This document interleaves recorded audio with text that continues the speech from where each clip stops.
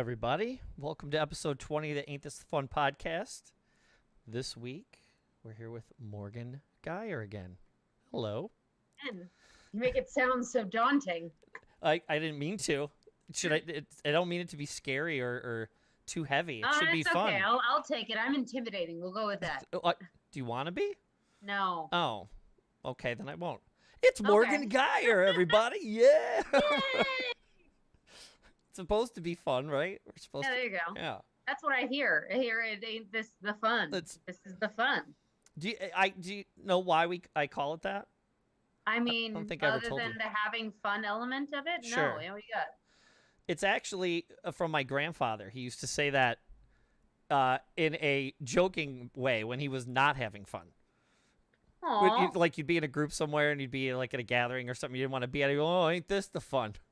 That's what he used to say. That is the most Chicago thing I've ever heard. Exactly. The most Chicago thing I've ever heard. Ain't this the fun? Yeah. I could see that. Yeah. Okay. I get it now. So I use it because it's fun. It has the word fun in it, so you can take it in a fun way. But really, it comes from him being completely sarcastic in inappropriate times. Yay! I mean, who doesn't love that? That's the best part. Being Right. sarcastic in inappropriate times. Sergio asked if I'm a Green Lantern tonight. I am, actually. Good catch. Who isn't? Yeah. I was going to wear a fun shirt, and then I realized the fun shirt made me look like I was like just rolled out of bed. So I was like, you know what? We're just gonna nix that. What? Like a bed shirt? Like an old-timey 1700 bed shirt? It didn't look like that. Oh, It just okay. looked like I don't know. Sure. All the disheveled fun things. These are the kind of things that girls worry about, you know? Like, not all of us can have the confidence of, you know, doing their podcast in front of two arcade games. Yeah, well, it doesn't excuse the mess that has been here for over 2 months that I still have to deal with, but I mean, I wasn't going to say it. yeah, it's okay. You don't want to know what the other side of this computer looks like. So This is fun. Let's leave it at that. She's horrified of it. Every time she's like, I really wish you'd clean that stuff up. It looks so bad. I'm like, it's on a table. I still have to organize all this. But I want to do it on stream, and I haven't figured. I swear to God, everything. What's Oh Brother, Where Art Thou? Everything's 2 weeks away, right? Like it's the USB cables will power one of these cameras. I'm literally about a foot short. If I put an extension cable on and I bring it 1 foot more, it won't power the camera. And I need it to just go 1 foot more in order to be in the right spot. So so I have to believe you. somehow figure out how to put the table where I'm sitting. I have faith in you. You can do this. I don't know. I'll figure something out.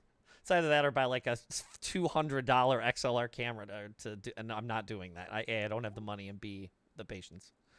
But who has the patience? Yeah. Seriously. So Mrs. Fun says, What are we clean talking it. about? So she put clean it. Yeah, Sergio, Right. This isn't even the good Green Lantern shirt. If there is such a thing as a good Green The Lantern mere shirt. fact that you have a good Green Lantern shirt versus a regular Green Lantern shirt, I think that automatically explains a lot of things about you. You know the reason it's good? Why? The Green Lantern part glows.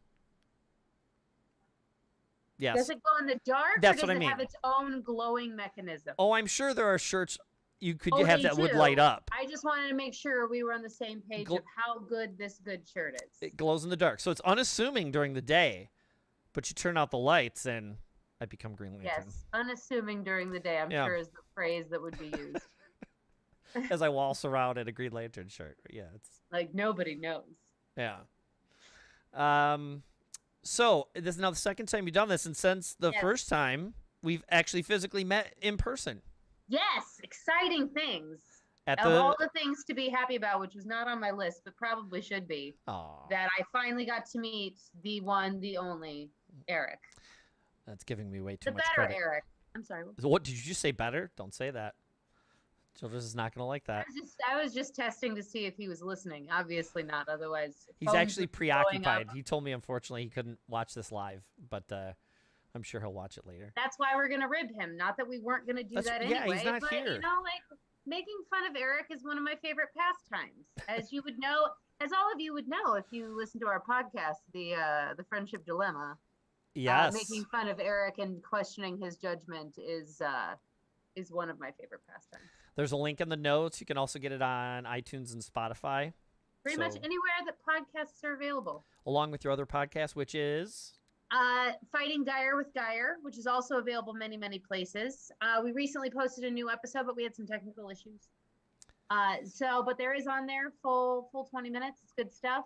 We're going to be posting again, hopefully really soon. It's where I talk to my dad and make fun of the fact that he's old, but also talk about movie stuff. So you see to get both sides. And do they often Venn diagram together where you get them to cross like that? Yeah. It's interesting. It's funny because I love my dad very much. My dad has been always one of my favorite people. He's a lovely, lovely human being. He's a very nice guy. He's a very nice guy.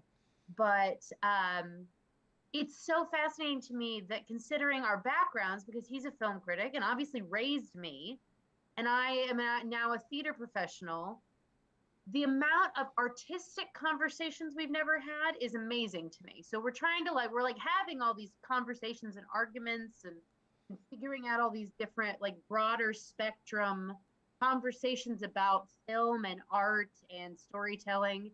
And now I'm learning so much about my dad as I go that I didn't know before, which is so weird because we've been talking about this stuff for years, and it's really fascinating. That's cool. Yeah. But I've got a barbecue apron with the name. Oh, okay, there you go. I won't repeat that. Okay. Yeah. Barbecue. Been years ago, never used once because I don't want to get Sergio, you're awesome. Thank you for sharing that. That is the good barbecue apron. That's the good one. Barbecue apron. Does it glow in the dark? That reminds me of, back in the day when I was younger, because my dad was a film critic. Back in the day, back when they'd actually send out promotional things, you'd have all these different movie, our whole house was just full of things that had movie titles on it. Our toaster had Volcano on it. My favorite towel was from Lake Placid, and Weekend at Bernie's. We had another Weekend at Bernie's towel. Our med kit was Dante's Peak.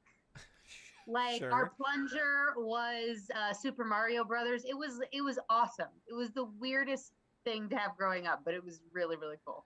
We didn't get the cool, really expensive movie stuff, but when Childress and I worked at the video store for multiple years, when you'd get the releases, sometimes it would come with promo stuff.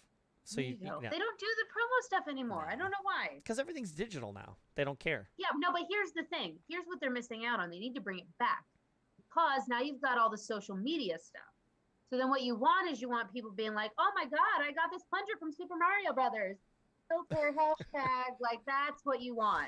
That's what they want to be doing. They're missing their opportunity. It would take so little money to build up that hype. I think they've learned now they can sell it and make money off of it instead of giving it away for free. Everything's got labels and brands, and we were watching Stranger Things finally, and Stranger Things is on everything, Doritos and all. Everything has Stranger Things on, Eggo waffles, everything. Yeah, they know they can just sell it now. They don't care. They don't have to. Fine, whatever. Yeah. We would bring home standees when we were done with them. I want free stuff. I want more free stuff. Especially with labels all over it. Yeah, exactly. Yeah. Okay. So now that you're a seasoned veteran, this being your second time, we'll go with that. We'll tell everybody else how this works, which is we're each going to talk about 3 things that make us happy or bring us joy, because this is month 27 of the nightmare apocalypse that we now live in. Yeah. Give 3 cheers for that. We're getting through it, muddling our way through it. Hopefully it's getting better. Hopefully. And these are things that keep us happy and bring us joy. And then we're going to talk about each of us is going to have a 4th thing, and that thing is going to be something we're looking forward to that we hope brings us joy. Yes. And what I normally say to everybody is, would you like to go first, or would you like me to go first? I can go first. I like to talk. I don't know if you knew that about me. I suppose anybody who does one of these now realizes it. Took me 34 years to realize that maybe I should start recording some of these things. But here we are. Yeah. I will go first. Okay. I just got back from a trip to Mexico. Awesome. Which was my friend's wedding. And I had never been to Mexico. I liked it a lot. and I'm definitely going back. And so right now, Mexico is bringing me joy. I was at an all-inclusive resort, which I've never been to before. And dang, that's some classy stuff. Let me tell you, I haven't gotten the bill yet, though. So maybe Wait, this you is went not gonna knowing bring how me much it less was going to joy. cost you? I mean, I know how much it's going to cost me, but like, there's extra add-ons and extra things and all these different stuff. So like, I mean, the final bill is always going to be a little different than the bill. True. Well, how does it work? On land, drinks are included. On a cruise, the alcohol is not. Exactly. Okay. So most of that stuff should have been covered then. What tip? Yeah. Did you left tip? So what happened? Oh my God. Okay. Are we seriously going into the logistics of my Well, only now because you said that it seems like there's going to be talking hidden about the fees, and I money? can't think of what that would be. talking about the money is not the thing that brings me joy, Eric. True. But no, so part of it was we went for my friend's wedding, and so it was part of like a wedding package. Okay. So we got like the nice booze, and we got like nicer rooms, and we could go in like a VIP area, which was like nothing. It was like, hey, you see this big round pool? That section's for VIPs. And you're like, that's great. It's all of 2 feet from the other part of the pool. Right. Some people just really want to hear VIP, I think. I think that so like they were like, oh, but if we tell them it's VIP, like, oh yeah. The water on that side of the pool's better. Oh yeah, obviously. So we were part of this package. So part of the package is they gave us credits for the resort, which could be used for certain things, but not other things, which was its own thing. Okay. But part of it was, this is something I've discovered about, because understand, this is my first time going, so I'd never done anything like this before. So what we do is we'd like, oh, okay, I'm going to spend 200 resort credits on this dinner that we want to go to. It's like fancy dinner, because most of the food's included. But this is like a specific, like, multiple meal, like multiple course fancy thing. But so they're like, okay, you can put 200 of your credits down, but you have to pay 18% of the cost for taxes. Okay. So then that's where things get interesting. Not only that, but that tax is in pesos. So I really don't know how much money I spent. So not only that, but you have to do the conversion, which changes daily. So did they charge, or almost daily? Did they charge you? I mean, who knows? What? Oh my God. I mean, it's gonna be whenever we pay the bill. Yeah. Fine. Well, so you've never been to anything all inclusive at all? Have you been on a cruise? I mean, I've been on cruises. I love cruises. I love cruises. So you've been all inclusive. Yes. But now you all inclusive with alcohol. Okay. And excursions. Okay. Excursions on the and boat. like 7 restaurants is the thing. Like, yeah, when you're on a boat, like, it's like, yeah, okay, you get your food for free, but it's the same place every night. This way I had like a variety of options. You usually get, like, if it's a chain, you'll get, like, they'll have 2 or 3 nice restaurants at the place, then, like, 4 basic restaurants, and then they'll be like, well, our sister hotel is down the block. You can go there and eat at their fancy restaurants, too, if you want, as part of it. Did you do that kind of stuff? The sister hotel was next door, and they provided shuttles. Okay. So there's 3 of them. That's awesome. In a row. And we were in the middle, which made it even better. Did you get to go? So did you take the time to like go and visit all of them and like see what they were? Yeah. We didn't get to do everything because there was so much to do. Sure. But yeah, we got to see all of them. There's a lot going on. Children, I guess Childress is watching. You just said this sounds better than the cruise. We've been on 2 cruises together. I think Childress. What's the cruise? Is it? We have lots of stories. Most half of them can be told here, the other half cannot. The what? As long as it's not speed 2 cruise control. No, it's not that bad. I do know that it wasn't a horrible storm, but I know we were on a cruise where we were in a storm. That wasn't great. I accidentally busted a friend's toe, like ripped their toenail off. Yeah. Why are you talking about this? Never again. Yeah, we ruined it, Childress. He will never go on a boat ever again. Oh, he'll go on a boat. He will not go. He hates it. No, he will. Yeah, no, he won't. What That's else? not for you, Eric. That's for other Eric. We had a very lively piano player one night who started telling incredibly inappropriate stories, and then we saw him the next day on an outing. Like, you get on the little boat and then you go. Yeah. He was drunk out of his mind. So the next morning he was like, oh, like on the boat going out on the excursion. He was incredibly inappropriate. And then what else? There's a whole bunch. Sounds like a good time. But yeah, and I'm not a big drinker. He barely drinks. And well, yeah, that didn't affect us that much. What was I will the thing? say I am not a big drinker, and I went to Mexico, and I know that I'm sure they watered down their drinks and they're not very strong, but like I was putting them back. If you get a good bartender, you ask him for a nice pour. I'm not even a drinker, but you just well, go. Well, that brings me to maybe I'm gonna skip you just one. I'm gonna skip you one. Oh, this is a first. You're going right from so we're done with one. You're done. Point. The frozen room. Yeah, that was a big one of his complaints. So you'd think you'd be on a cruise and you go to again, we sound like we're all filthy rich people.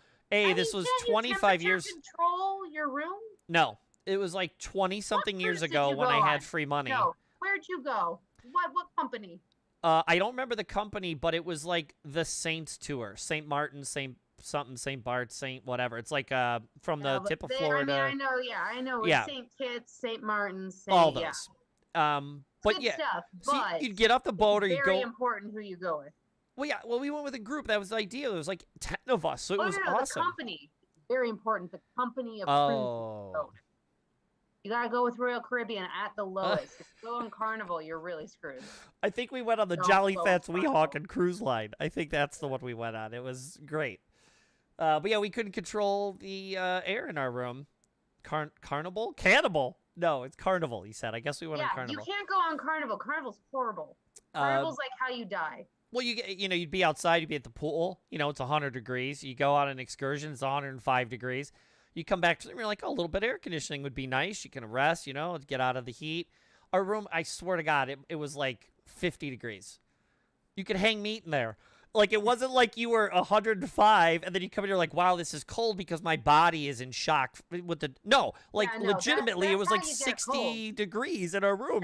That's how you get a cold. How you get a cold. It was, He hated it much worse than me. I liked it. Mrs. Fun and I would like to go on one eventually, but with them just turning into, like, disease vector things now, Royal I don't... Caribbean or higher.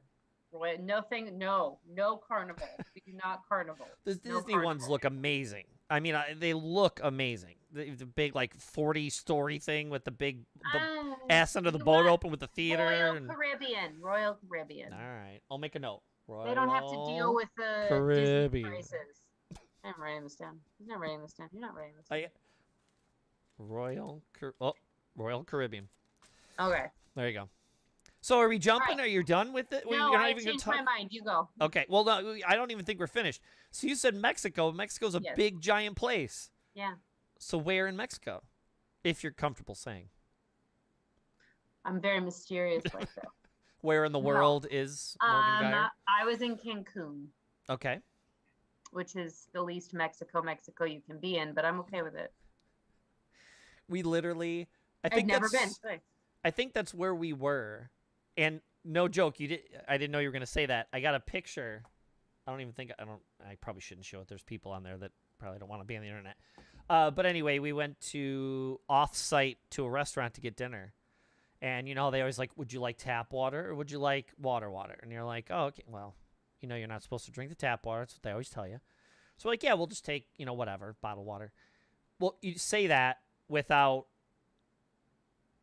asking first how much it is. We get the bill later for the food. And I'm not joking. He could probably verify the actual amount. It was around $200 worth of water. Now, there was like 12 of us there, so it was split. That makes sense. But it was like $25 a bottle of water. And it wasn't like a gallon jug. It was like 20 ounces. And they come, oh, would you like... It was Las Vegas prices. Right. They know. They got you. Oh, do you want to drink the tap water, or would you like to get the water? You just say water, and then at the end you get the bill, and you're like, what? I was saying, at my all-inclusive resort, they were just handing out bottles of water. Well, again, we went off site. See, there's your mistake.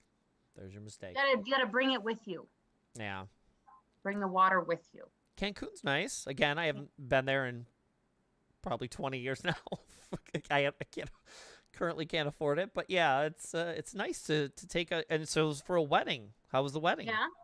It was lovely. It was on the beach, and then they brought out a stage, and it was, furniture on the beach and party, and they had little coconut drinks with their names engraved on it. It was so cute. Very cool. It was very cute. Very wedding. Lovely. It was a destination wedding, so how it can be rough for people to have to, go. It's not bad, but I'm just saying, it can be rough. Was there a lot of people? There was 80 people. They did not expect this many people to actually come to this. Wow. But 80 people came. That's awesome. And my favorite thing was a friend of mine was like, yeah, you should do Mexico. You should go on trips to Mexico for your wedding, because since it's an all-inclusive resort, the cost to them is very minimal. Because it's just kind of like an upcharge of the food and the alcohol and the things that need to happen. So yeah. That's true. That's true. Oh, yeah. Good stuff. So now you want to do it again? You gonna all-inclusive it at some point? You gonna go somewhere? I might go back there. Are you kidding me? That was awesome. There's plenty of stuff to do. I didn't get there. Fine. It's good times. Did you make a list? Of what? Things I want to do? Yeah. No, surprisingly. But that's usually something I would do. I don't know. I'll figure it out. All right. I'm just letting it flow. I'm island lifing it and not thinking too far in advance. I like the idea of Mexico or anywhere that's warm. Yeah. But practicality, although this light is... How about Chicago? Because that's very warm. Yeah, that's humid warm. I'm very much a temperate person. I like my 70 degrees, minimal clouds, like partial cloudy. Perfect. This is lovely. I love this. Yeah, 70, a little bit of clouds, little breeze. No, 80s. 75 at the most. I'll give you half. But yeah, that's about it. It was 90 and 80% humidity. I don't want to live in Florida. It's like that all the time. And then you're like, oh, let's go by the equator. It's like, yeah, it'd be awesome. I love it. It looks great. The place is nice and the whole thing. This light's kind of bleaching me out a little bit, but I am incredibly pale. Mm-hmm. And I have to put basically like motor oil on in order to keep from burning. You're a ginger, it appears, right? So it's... No, I'm not. You're not? All fake. Oh, well, I am. Although it's dark. It's a little... That's very funny that I'm not a ginger, but I look like a ginger, and you are a ginger, and you don't look like a ginger. But if you'll notice, I actually am I'm very proud, because I am very tan right now, and I did not burn once. The whole trip. 5 days.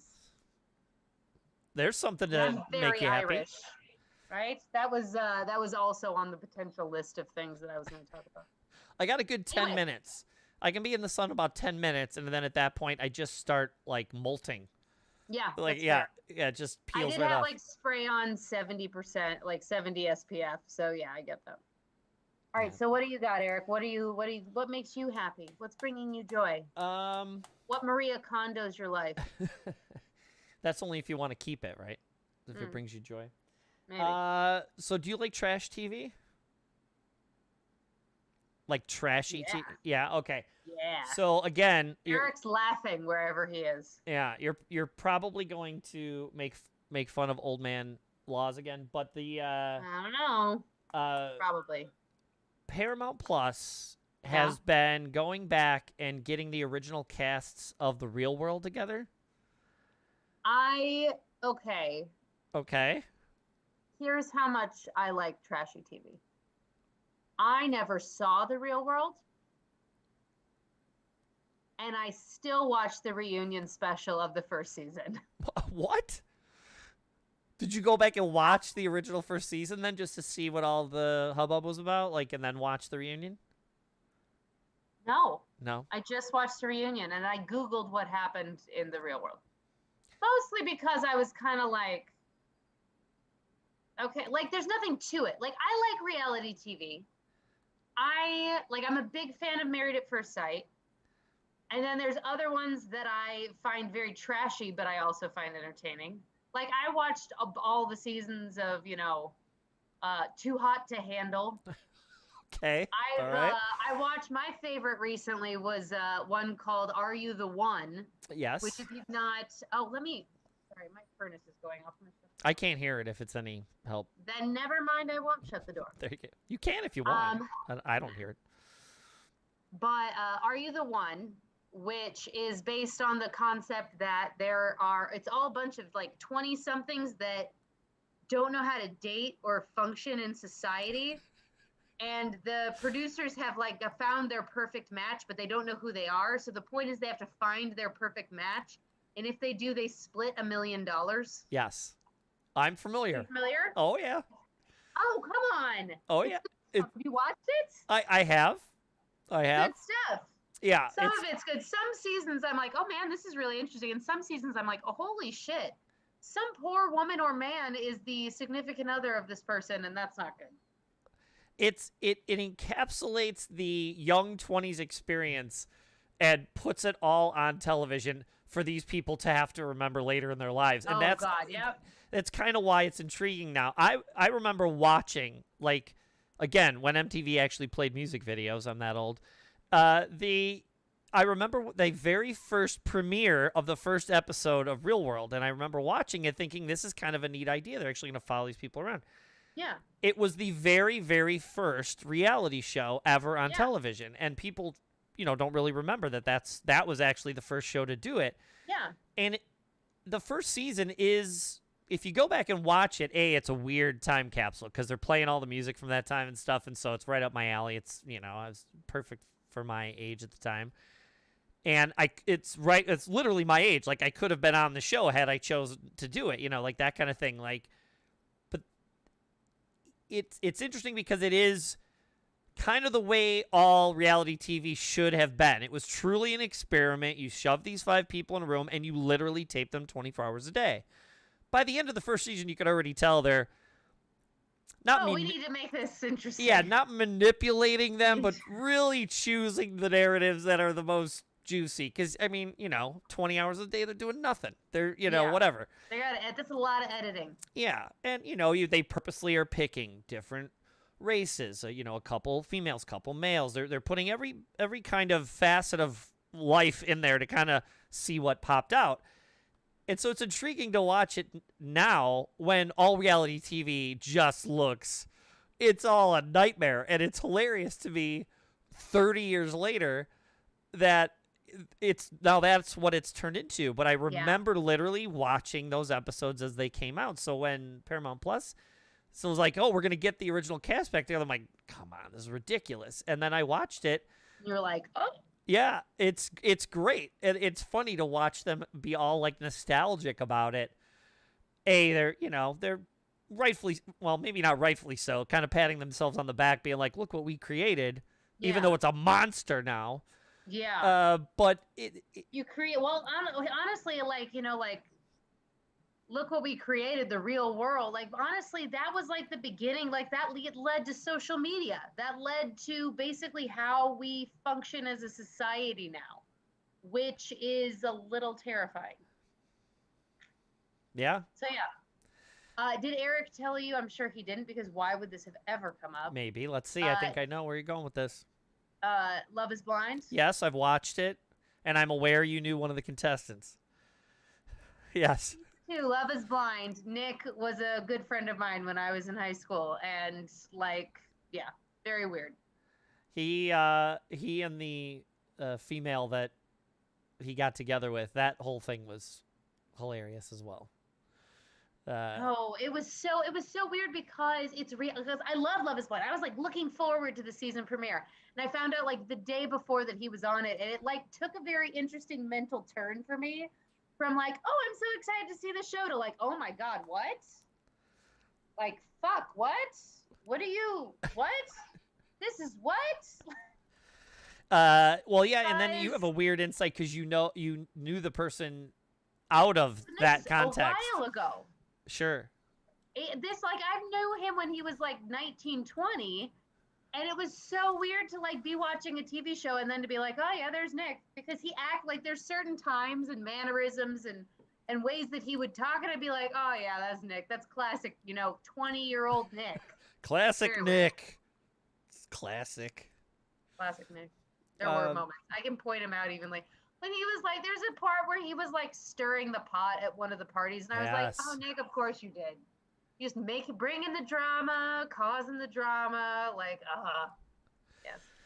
I don't know. I don't watch all the trash TV. There was a while there where we would watch. How?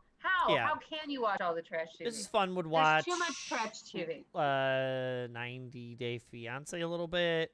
I only recently dipped my toe in what that looks like, and I was like, oh God, no.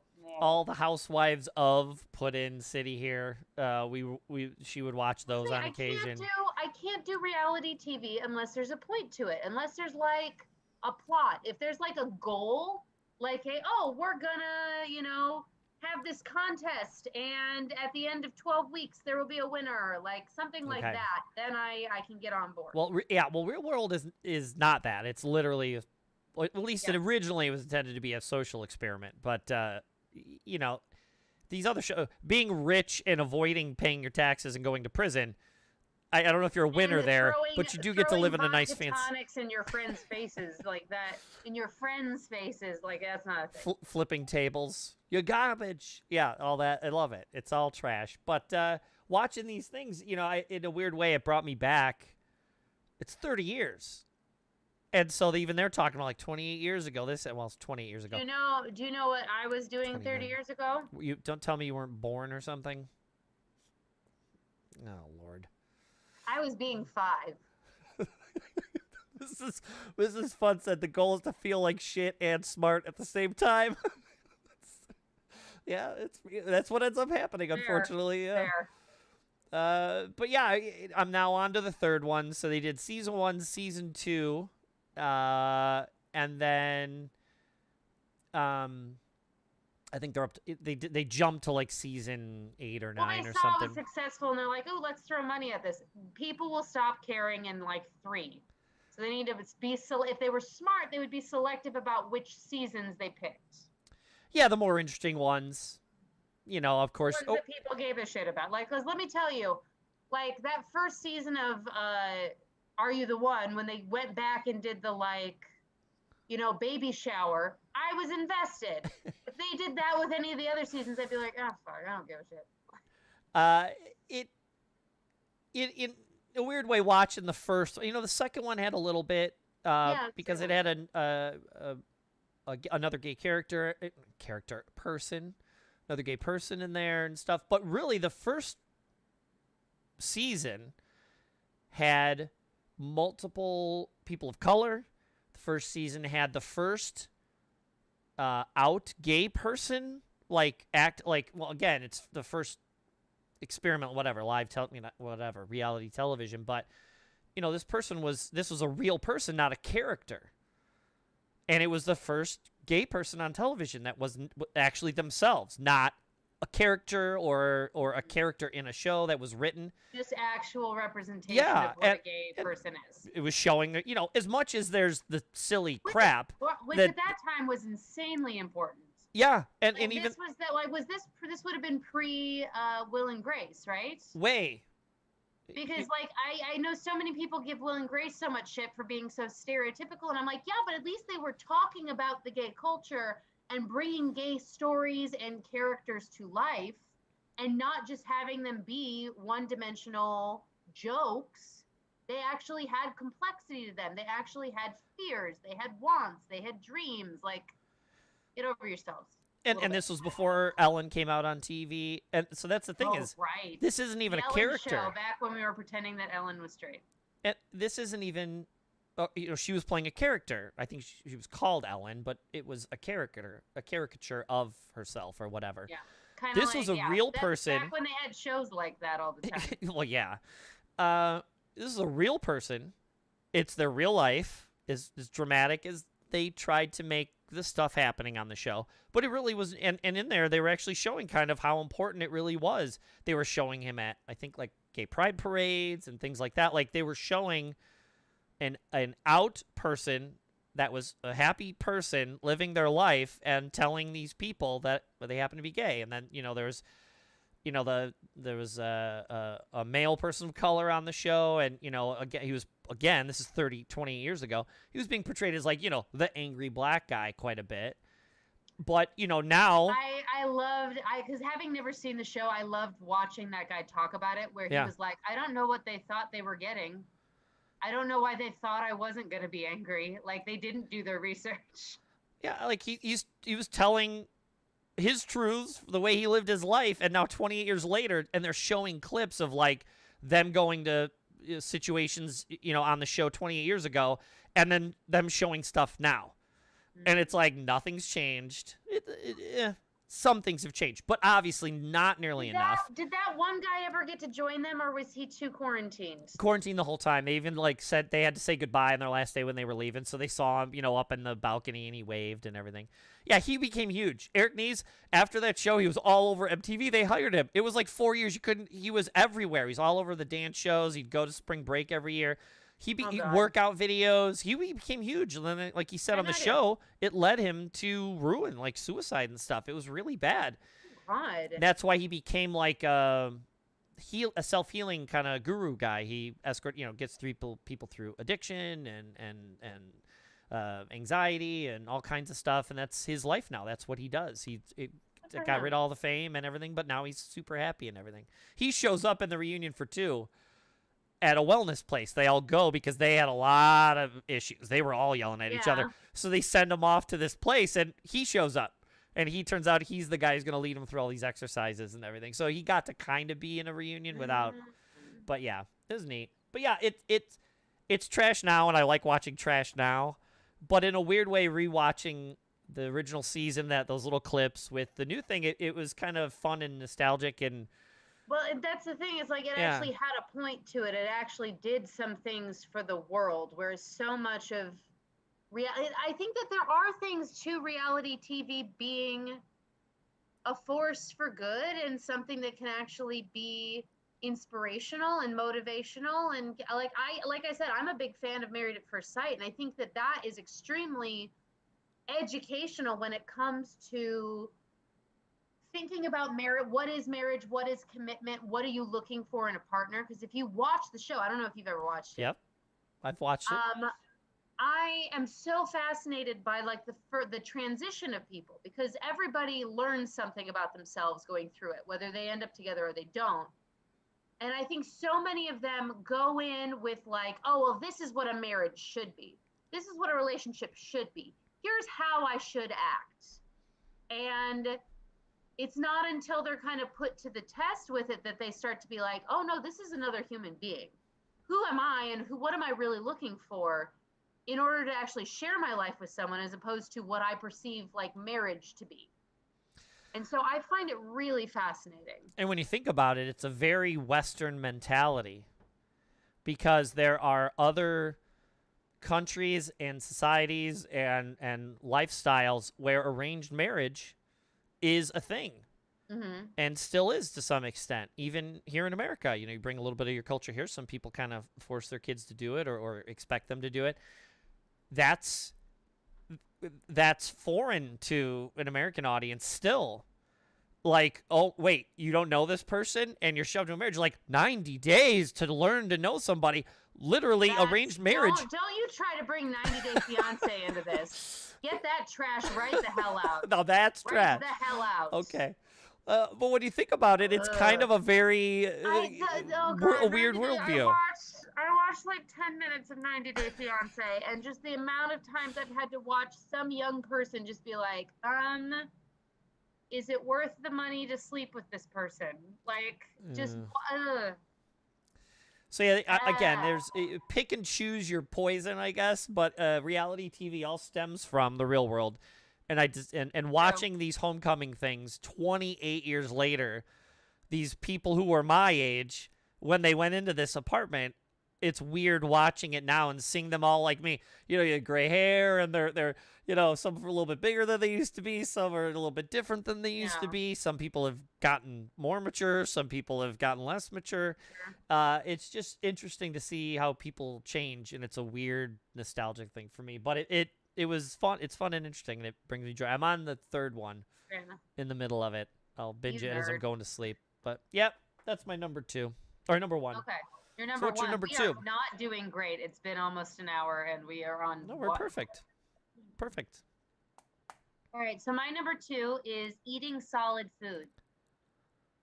What? Wait. So on Monday. Oh, no. This can't be good? No. Where you're going with this? It's not. It's not great. On Monday, I got food poisoning in Mexico right at the end of our trip. The joy is that I got it right at the end of the trip, so it didn't affect my trip in any way. So, I mean, it did because I have never been more concerned at an airport because I was like in the airport like, don't throw up in this airport. I'm okay. I'm happy it's coming out that end. Oh, no, it came out. All right. Thanks for bringing that up. You're the one who confirmed it. I was just hoping it wasn't. Oh, no, it was. It was bad. It was real bad. Okay. For an amount of time. And I also had that lovely time. I don't know if you ever have this. I don't know. I'm assuming this is everybody. You kind of forget what it's like to throw up. Sure. So when you're in one of those situations where you're like, oh, I think I'm going to throw up, it's almost like you have to be like, wait a minute, what was that like again? And then it was like, oh, yeah, that's what it was. Forgot. That was horrible. Yeah, continues to be horrible. Yeah. But anyway, the joy of that is tonight I got to eat a solid meal for the first time in 2 days. So it started Monday. Started Monday. Okay. Have been slowly incorporating. But Sean made air fried steaks. I heard about this. And it is so good. And really? I'm a little sad because the first time he did them, they were very thin steaks. And the best part is it literally tasted like steak bacon. It was amazing. And this night it was a much, much thicker steak. It was very good. But oh my God, steak bacon was so good. So because it was so thin, the whole thing internally, everything got like weirdly crisp? Yeah. No juice to it. Sauce, like not juice. It wasn't juicy. It wasn't like hard bacon. Okay. It was like back fat bacon. It was like a nice, thick, salty, greasy, just, oh, it was so good. Like it was so good. It's so good tonight also, but yes. So good. So do you have the sort of rectangular pan air fryer, or do you have kind of the bucket round like the round air fryer? We have the converted Instapot into air fryer. How do you convert They have options to convert, like little attachments that you can make in an air fryer. What? Like a lid? Yeah. And the lid has the air fryer components in it? Yeah. I was not aware. Yeah. So then do you have the oval Instapot or the big round Instapot? Big round Instapot. Okay. So how big of a steak could you get? You can only cook one at a time, I'm assuming, right? Or did he have a little rack in there? I don't know. I think he might have stacked them. I don't know. But it was huge. Huge. It was like this big around and then like that thick. It was huge. The size of your head and about an inch thick. Yeah, and I was like, honey, this is my first solid food I've had in 2 days. I'm not eating all of this. But it was really good. Any bread with it to solidify everything? We had some carrots, some steamed carrots. Nice. Yeah. So steamed carrots and air-fried steak. Mm-hmm. I had mashed potatoes for lunch at my office, but that was all I really had. That should be fun coming back up. Yeah. Are you anticipating that, or do you actually feel better? Settled. Everything's settled, and that's part of the reason I wanted to talk about it earlier, because we were talking about the watering down of liquor in Mexico. So I gotten used to I'm having a drink. Oh yeah, I'll have another drink. I'll have another drink. Like I had like 6 drinks in a day, and like it's like barely phasing me. what got me was I went to a wine tasting, and they did not water down the wine. Wow. And it wasn't until after that I was like, oh, I had 6 glasses of wine in like an hour and a half. I was What? like, I don't think I've ever had that much wine. A full proper pour of wine, not like a wine tasting, like, a little bit. Not like, I don't think it was like a full glass, Okay. but like half glass. So like 6 half glasses of wine, of high alcohol wine, and then a whole bunch of cheeses. And I'm like, this was asking to have a problem.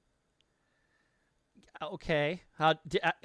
Yeah, that night had to have been interesting. At what point did you either collapse or yak that night? It wasn't even like drunk. I actually thought I was fine. I was like, oh, you're just a little drunk. Maybe you should go, like, lay down. Like, that just slowly got worse and eventually escalated at like 2:00 in the morning with like, well, I'm leaving Mexico. 2:00, room spinning, Yeah, realizing your mistakes from earlier. realizing that's when you're just like, just get me through this. Just someone get me through this, please. It's when you start talking to God that you haven't talked to in a while. It's being like, hey, I know we haven't talked. Just get me through this. So your first solid food after 2 days is an air fried steak. It's called wine. It's called alcohol poisoning. So children. Yeah, I know. If you had your choice, if it wasn't air fried steak, Yeah. and lovely meal, not bagging on it at all. Right. It's lovely.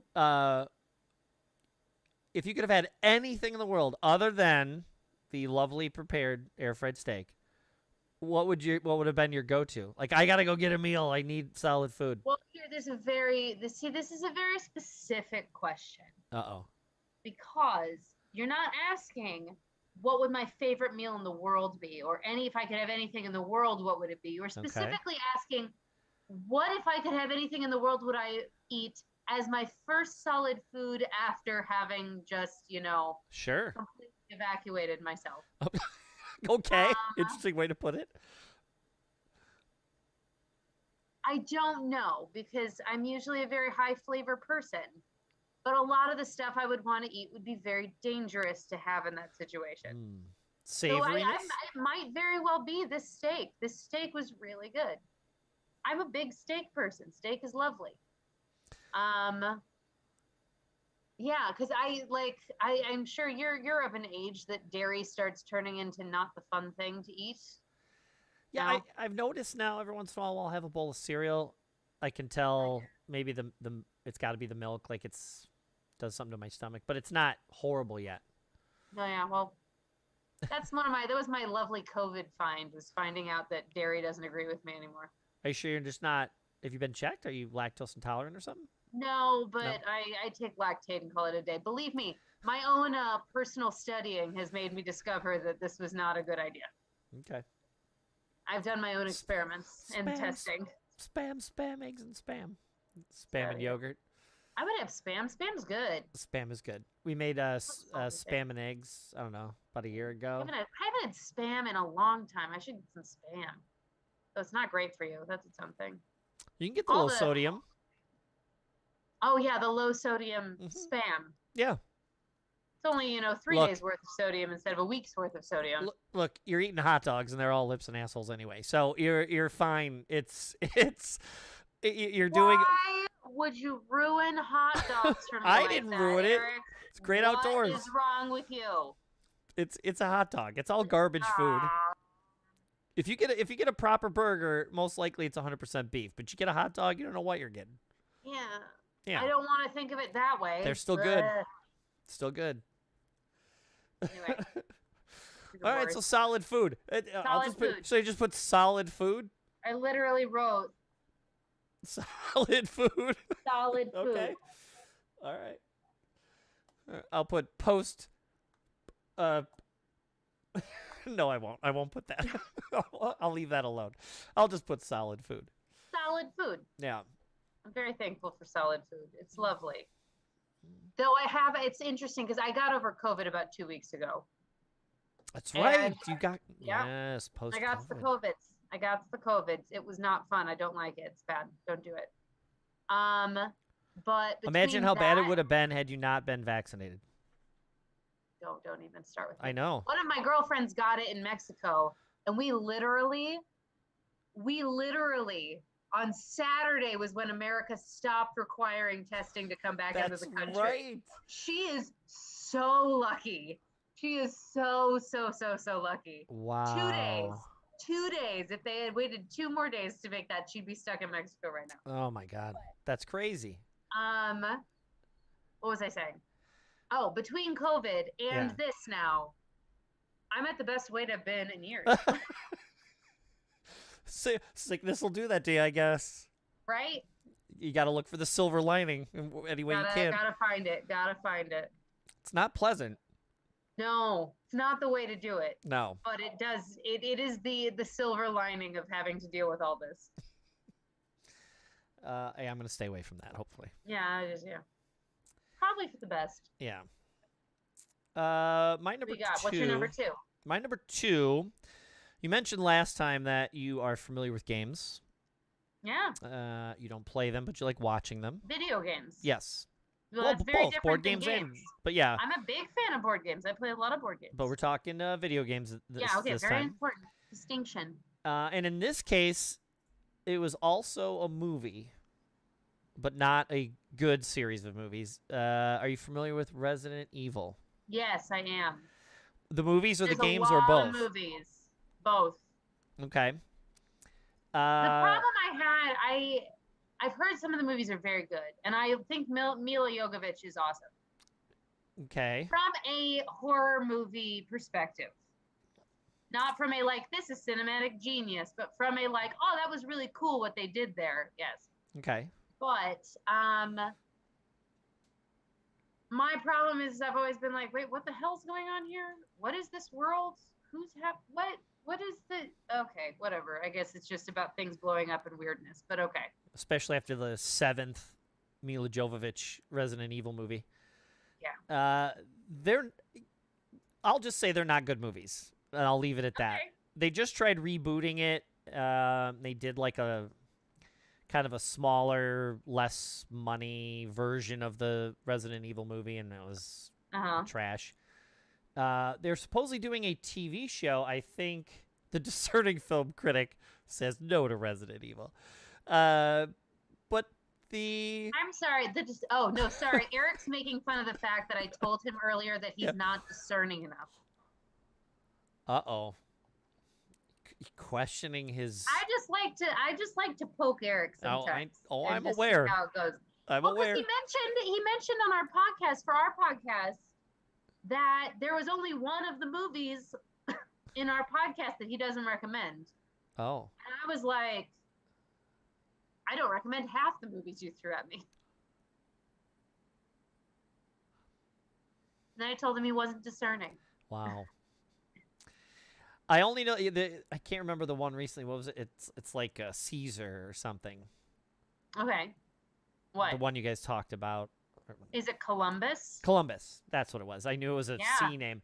That's the only one I don't think I had seen. I think I've seen all the rest of them you guys have talked about. I'm shocked you have not seen that amazing piece of cinema. You were just relentless on that. Yes, everybody who doesn't listen to it, go listen to her and Childress's podcast, The Friendship Dilemma. It's very good. If you want to read iTunes about one of the worst, not worst, it's not one of the worst movies ever. It just has very limited point to it.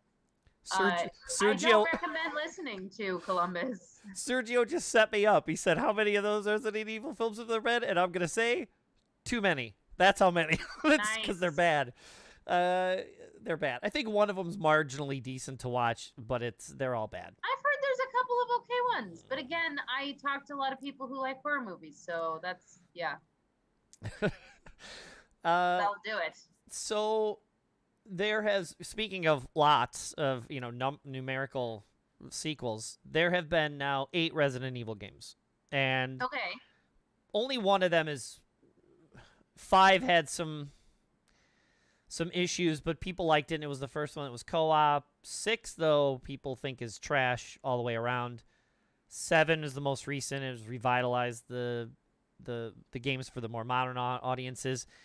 And 8 was crazy fun and really nice looking. But if you go back and play that first Resident Evil game now, it was on the original PlayStation, it is atrocious to look at. It's blocky. Remember, like Tomb Raider, everything was triangles and everything. Yeah. It revolutionized sort of survival horror games. Literally, they call them survival horror games because of Resident Evil. That's the whole category of games. And so, at least that's to my knowledge. And they did what they did. Their B-movie schlock made into a game, but the game was competent and fun and interesting and scary. The dog jumping through the window in the first one. When you're playing a game, it's very different than watching someone else do a thing. It knows what it is.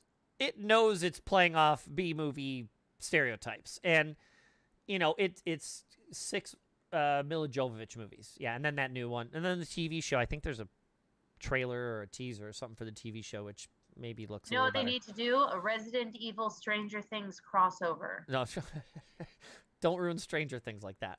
No, just imagine it. Imagine that, like, the Upside Down is actually the area in which Resident Evil, like, is being born from. That would be more like... it eventually mutates into Resident Evil. Come on, this is not a bad idea. They'd be more like Silent Hill, not the movies, the games. I know, I remember Silent Hill. Yeah, with I've never played Silent Hill, but I did watch the movie Silent Hill. And let me tell you, no. See? Yeah. But, playing those older games now, even though they've done some HD, what they call HD remakes. So they're these old games, they go back, they redo all the environments and the character models and everything, and they put them out for newer consoles or the PC or whatever. Yeah. And they're broadcasting it at the time. Stranger Things 5, Jump the Shark. The children's. So, yeah, you were getting them a couple years ago in 1080. So HD, right? They were calling them HD remakes, and, they're looking pretty nice. Resident Evil 7 comes out, and after 6, everybody hated. Resident Evil 7 is truly back to being a horror game. There's the beginning of the game, you're basically stuck in a Texas Chainsaw Massacre-style house with a very demented family, and you're sitting at a table in first-person view, and they're eating, I'll only say stuff off a table, and they're all, it's a crazy family, and just that is tense enough. And then you get to the point where you have to figure out how to get away from this family in this house. It is one of the, especially in VR, I have it for VR, so you can actually sit at the table in the environment and look around. It is incredibly creepy and super well done. And on these newer systems, it's in 4K. Is that good or bad? It sounds not good.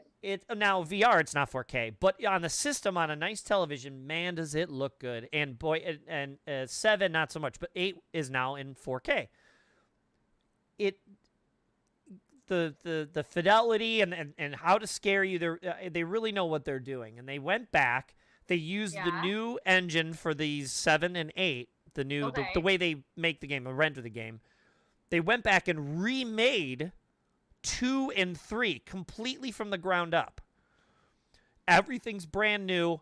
You're basically replaying 2. They just said, hey, we're doing a remake of 2 and 3. Those games were all in HD, but new environments, and you could, reflections in the puddles, and all the fancy stuff they can do with your games now. Reflections in the puddles. Ooh. Yeah, well, on a system, I just love knowing that some programmer somewhere is like, reflections in the puddles? Yeah. People got mad at the Spider-Man game. They're like, the reflections in the puddles aren't good enough. I'm not joking. I'm totally not joking. So they remade them, and critically acclaimed. I mean, when 2, the remake came out, people just loved it. And then 8 came out, and then they really did that one new. And it's sort of like, wow, they're really on a roll here. Capcom's getting back, and Resident Evil's back after all these horrible movies. And with these newer systems being able to do 4K, 60, sometimes 60 to or more frames a second, your PC will do even higher than that. 4K at that high a frame rate looks absolutely gorgeous in motion. And being able to move the camera wherever you want, run around wherever you want, do whatever you want, basically, in these environments, it is amazing. You're shooting a zombie, and like a whole piece of material from the shirt they're wearing will come off, or they'll fall over realistically, and bounce off of surfaces properly, or they'll hit the puddle. You really had me until, wow, the detail when I shoot a zombie. Hey. You had me. You don't like zombies? Man, or you like zombies? Wait to just completely massacre a zombie. Well, zombies aren't nice. They try to eat you. I know, but Okay. like I don't necessarily need to see that in a higher definition. How about falling in a puddle and the puddle, the physics and the reflections react realistically? Okay. Or the neon reflects off the windshield and the paint using ray tracing effectively. Oh my God. But again, it's watching a movie in 4K, you can be dazzled at that. Being able to physically move around one of those environments in 4K. That's pretty cool. In That's 60. Pretty cool. I don't even think 4K DVDs are in 60. I think they're still in 30 frames a second. So games are running at 60 or more, sometimes 120 frames a second in 4K. It is the smoothest thing you'll ever see, and this is all being done real time. You're moving around the environments and doing stuff, interesting stuff. It was already doing that. Well, for free, Capcom had just decided the other day, and they're doing a lot of this now because they're upgrading stuff to these newer machines. These remakes that are remakes of the original. Actually, Resident Evil's been remade one time for the GameCube to make it better. Then they made the HD remake for the newer, like 360 and all those systems. Who are they, George Lucas? Then the remaster, I'm sorry. Then they remade it for the newer systems, but it was 1080 and with some of the bells and whistles on it, and it kind of looked nice. It would do a little bit of 4K, I think. They just released a patch for the new remake for 2, the new remake for 3, and 7 in full 4K, all ray tracing, all the bells and whistles that 8 had. Wow. I can't imagine how much money it costs them to do this. And they just, if you own it, you just literally start it up. It says it needs an update, hits an update, adds all this stuff to it, makes it super stable on these newer machines. I just downloaded the upgrade upstairs, but I've watched videos of it. Awesome. I can't wait to because I bought 2 and 3. I just haven't gone through the remakes yet. Yeah. And now they'll be in full 4K, all like that. I can't. I've seen video of it in 4K, and it looks amazing. And so it brings me joy that I'll get to play these again after enjoying them all these years. Again, these are 25-year-old games now. Yeah. But in this new amazing update that they're doing, and it's all free. Yeah, that's another joy. I don't have to pay for it. They just magically made them better, and they just push it right to your machine. You don't have to do anything. Awesome. That's so lovely. That is lovely. That's lovely. If you're a horror fan and you've never played them, now would be the time to do it. No. Thank you, but no. You don't I like can't horror? even get through the movie. Wow. I'm a very antsy film watcher, especially when it comes to suspense. So if you make me be the one in the suspense, I'm not there for it. I'm not there for it. So, okay. So real quick, Resident Evil 2 had its story. You play as the one character, then you beat the game, and then it allows you to play as the other character, and their stories intertwine at different, so you kind of see another sort of side of it. Nerdy things, I understand. Resident Evil 3 Nemesis, though, added this bigger version called the Nemesis of one of these zombies. He's like 8 feet tall, and when he walks, he climbs kind of like Frankenstein, but he's basically indestructible. And so as you're running around environments, it's quiet, right? To make it more scary. So you're in a library or you're in a staircase. You're like, okay, if I get to this room, I do this, I do that. That sounds horrible. I hate it. All of a sudden, you'll hear a stomp above you. So now you know he's opened a door in the room above you, and there's a staircase door right next to you. And you go, okay, if he's above me, and if I run this way, he might not be able to get me. And then all of a sudden, if you move, you make noise. Then the stomping, the pace of it gets faster. And you know now, and now you hear him on the stairs.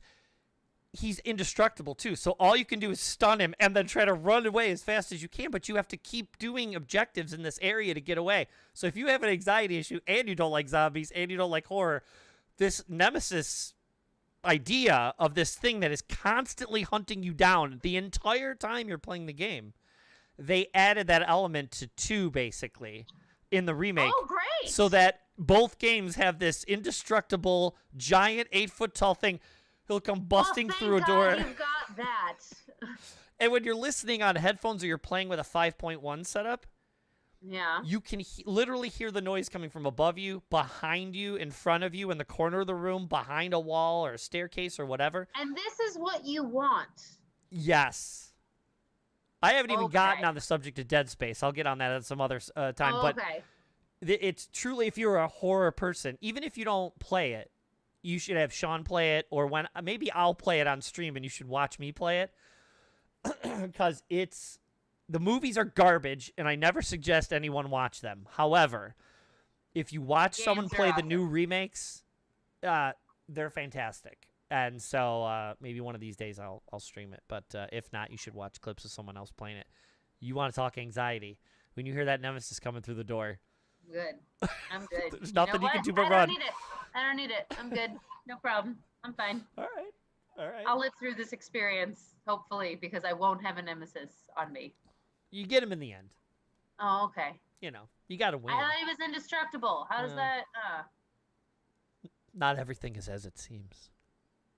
Ooh, you like that? We are, like, title of the film. Yes. What's your number 3? My number 3, and part of this was so that I could poke Eric with it. While I was on the plane, I got to watch a movie that I never thought to watch, mostly because it was full of drama and various things with its cast. But I watched it, and I loved it. And I was surprised that I liked it as much as I did. I was watching, I was like, I bet this is not that bad. And since it's on a plane, and there's only like 12 movies as an option, and I've already been on Southwest like 3 times this month, so I was like, I've watched most of these things. I watched Death on the Nile. Okay. That is the newest of the Hercule Poirot, done by Kenneth Branagh. Oh, he did the excuse me. Forgive me. The train. Murder on the Orient Express was the first one. Second one is Death on the Nile. Okay. And I actually loved it. And I know that movie is concerning because of some of the actors in it not being the best people. Okay, why do I know that there was issues around that movie? Because there were 2 very large issues around that movie.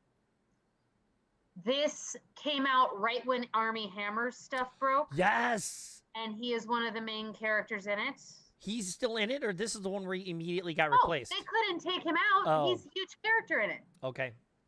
So they couldn't take him out. So they were already like, they literally were like, movie opening, Armie Hammer drops. Oh, fuck.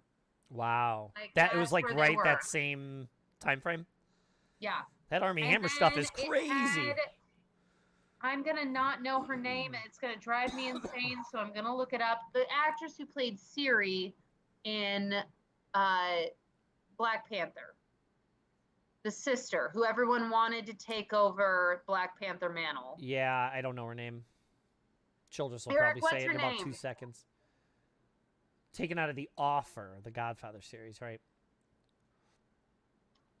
It'll pop up here in like 4 seconds. Yeah, I know. But yeah, We're just waiting for Eric to tell us what this actress's name was. She's had some issues, right? She's had a few issues, and I think a lot of it stemmed from like anti-vax stuff. Yeah, and like Letitia Wright not wanting to get vaccinated in order to do a movie. Yeah, I don't know all the particulars, but I know she had some problems. She's in it. She's okay. She's pretty okay. But yeah, the movie was lovely, and Eric and I, it was one of those things where Eric and I were like, Eric's like, I don't like this movie. And I was like, I love this movie. And he was like, yeah, that one person was okay. And I was like, oh, that one person wasn't good. And then I was like, but I loved that one person. And he was like, oh, I hated that person. So this is one of those very defining polar opposite Eric and Morgan movies. The only one that we agreed on was Emma Mackey, who is a very much an up and rising star, and I love her very much. And she is one of the leads in Sex Education, which is on Netflix, which I'm a huge fan of, and you should watch because it's amazing. Which one? Sex Education on Netflix. Is that the one that has, she looks like almost exactly like, what's her name? Margot Robbie? Right? There's a girl that looks almost exactly like Margot Robbie. I can see it. She doesn't look exactly like, she has brunette hair. She's not blonde. Okay. But I can see what you mean by her looking like her. She has similar eye structure and bone structure. Yeah, I can see it. That might be the one I'm thinking of. Okay. And so, had you, Sergio brought up, there was a 1978 original version. Peter Ustinov. I know. I've never seen it, and apparently it's better, and I'm okay with not having seen it. Well, do you want to watch it now that you've seen this? Just to see? No? Okay. It's a 1978 version of a movie. I don't know. We'll see. We'll think about it. Just because it's from the 70s doesn't make it bad. No, I know. I just I wasn't particularly jazzed about seeing this one. But it was more because of the controversy, though, right? Or you just didn't, you weren't interested? Honestly, the reason I saw it was because I knew a friend of mine had worked on it. Oh, okay. And it was on the plane, so I was like, okay, I haven't seen this. I know it's probably not going to suck as bad as some of the other stuff that's on this plane. Like, it was this or watching 17 again. So, yeah. Which was a Zac Efron, Matthew Perry vehicle. That is not the show I'm thinking of, by the way. It's not the same actor. But yeah, so did you watch it on the plane using the plane? Yes. Like movie thing? Yeah. Okay. As if it's on your phone. They just do it to your phone now. What? You didn't know? When was the last time you were on a plane? Long time ago. Yeah.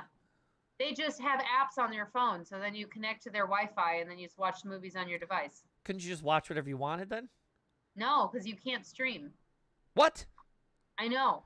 It's like they know. Then what's the purpose of the Wi-Fi? I don't know. Wait. So that you can watch the movies. So they give you Wi-Fi, but they ban you from watching movies, basically. Yeah, basically. Yeah. Which would I'm assume would be YouTube and all that other stuff as well.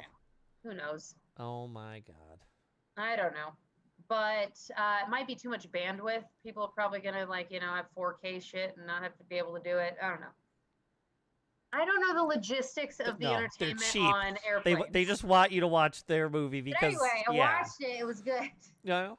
Yeah, I didn't watch either of those. I was surprised at Kenneth Branagh's performance as much as I liked it. There was a moment he had. So my favorite actor of the whole thing was the person who played his friend. And I think his name was Bo.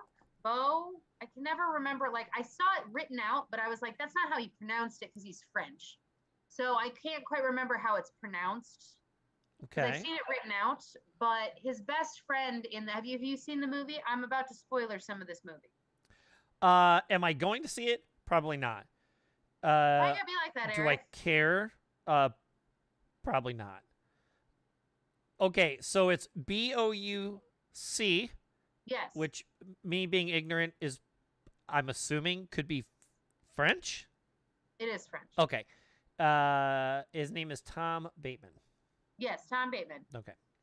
His performance, I thought, was absolutely amazing. He was lovely and wonderful. Okay.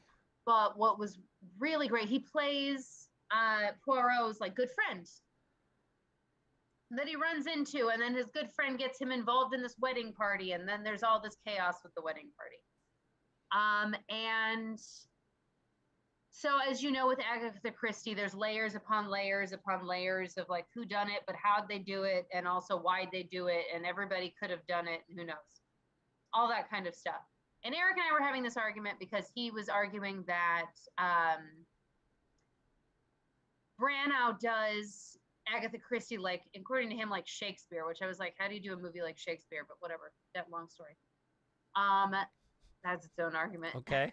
We have long arguments about movies. I don't know if you picked up on it. Sure. But so he was saying that he doesn't like the way Branagh does Agatha Christie, and I loved it because if you know Poirot, the whole point of him is that he's very analytical. He has OCD, and he's very precise facts and very much to the point. Does not let the emotion get into it. Well, on this case, he has his friend Bach there, or Boke, or whatever it is. And so as things unravel, he comes to find out that his friend has had a part in all of this. Spoiler alert to anybody who wants to see this movie. It's very good. Or spoil the 1978 death of the Nile in case you haven't seen that one yet. I'm assuming the ending is the same. You don't know. You don't know. It's only been 40-something years. Yeah, you don't know. But so he's a very analytical person. So we see him being very analytical with all these people. And you see this change in because suddenly he realizes this person who he's close with, who he cares about, is now going to be involved in this. And so he has to interview his friend or interrogate his friend. And so you can see this kind of little bits of change in him when he is accusing him of having dealt with some part of this. And then on top of that, in the middle of him being accused and being interrogated, he gets shot and killed. The friend. The friend. And so you watch Kenneth Branagh go from being super analytical and super I'm getting this, I need to get to this bottom of the story, to oh my God, I just caused the death of my friend. Where I think there's a part of him that's subconsciously if I just left it alone, maybe this could have played out differently. And that's the part that really gets played up and really just you can tell it's very, very underplayed, but it hits him deep. And he plays it very, very subtle. And there's this one beautiful moment where he's when he's recounting, oh my God, I'm going to cry about this. He's recounting what happened. Cause as he does, he's Poirot. He has to do the whole who done it, this person. And then this happened. And then this happened. So he's going through the whole story. Oh my God, I'm going to cry about this. He has to say his friend's name. And he's in the middle of telling the story about all these things it does, and he just stops for just a moment, and you just see the pain in him, and then he just very quietly says his name, and it is just a bit of a pregnant pause, a little bit of a, and it's just in that moment you can just see it just you can see it's very analytical until you get to that, and it's just that's deep. And yes, I'm crying on. Do you get people crying on your podcast very often? No. What? No.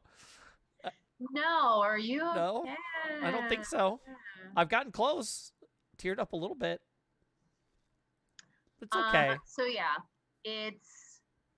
I thought a very moving moment, because then the end of the rest of the movie is less about the actual crimes and things that have happened. It turns more into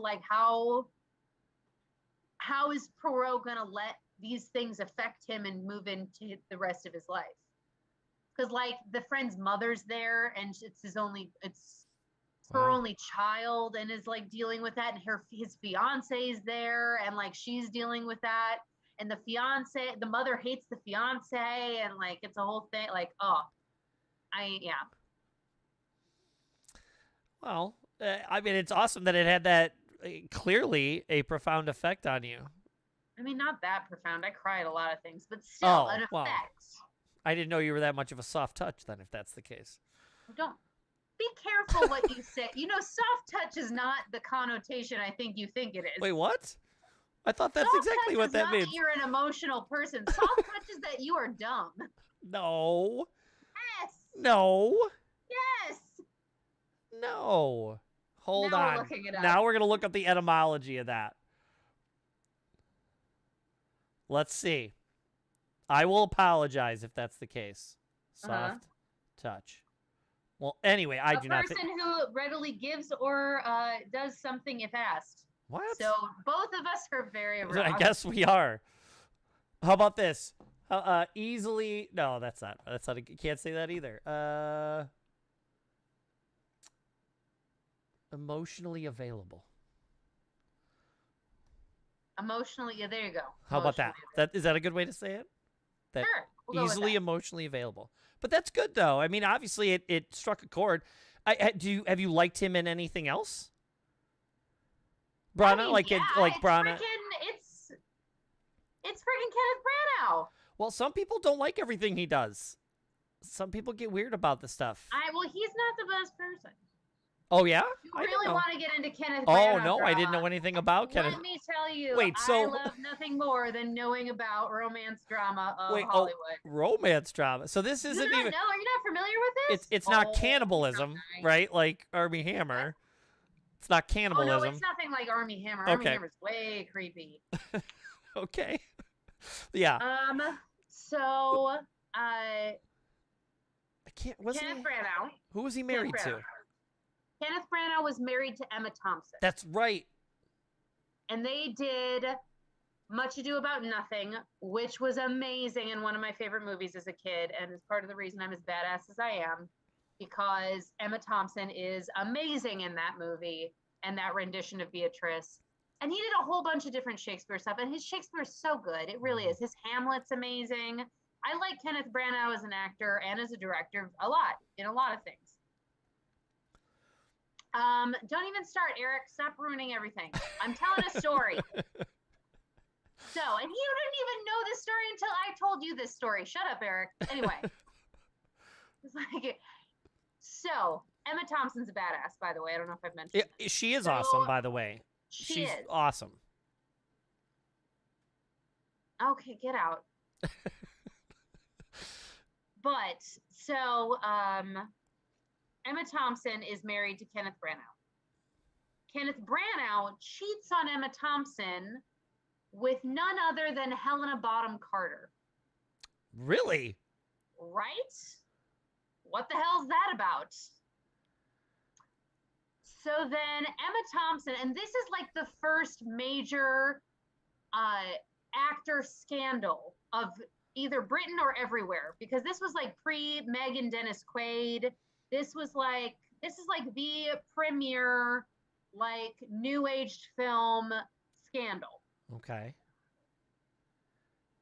Like back when like the news would pick up, like I guess is the better is the news, because obviously like there was like way back in the like day. Eddie Fisher cheated on Debbie Reynolds kind of stuff, like that all was going on. Yeah, they were all cheating on everybody, especially in the 70s. Cheating on everybody. But here's what I love. Shut up, Eric. Anyway, what? Don't make me do Death on the Nile in our podcast. I will. I'll do it. Don't come after me. Anyway, so Emma Thompson is dealing with her divorce from Kenneth Branagh while she is writing and directing and starring in Sense and Sensibility, that not only gets her first Oscar, but introduces her to her soon-to-be then husband that she has now been happily married to for like 30 years.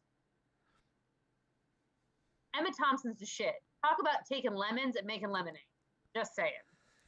She's always super charming, super funny. She loves, I don't want to say giving it to herself, but like she's up for a good time. She likes making jokes.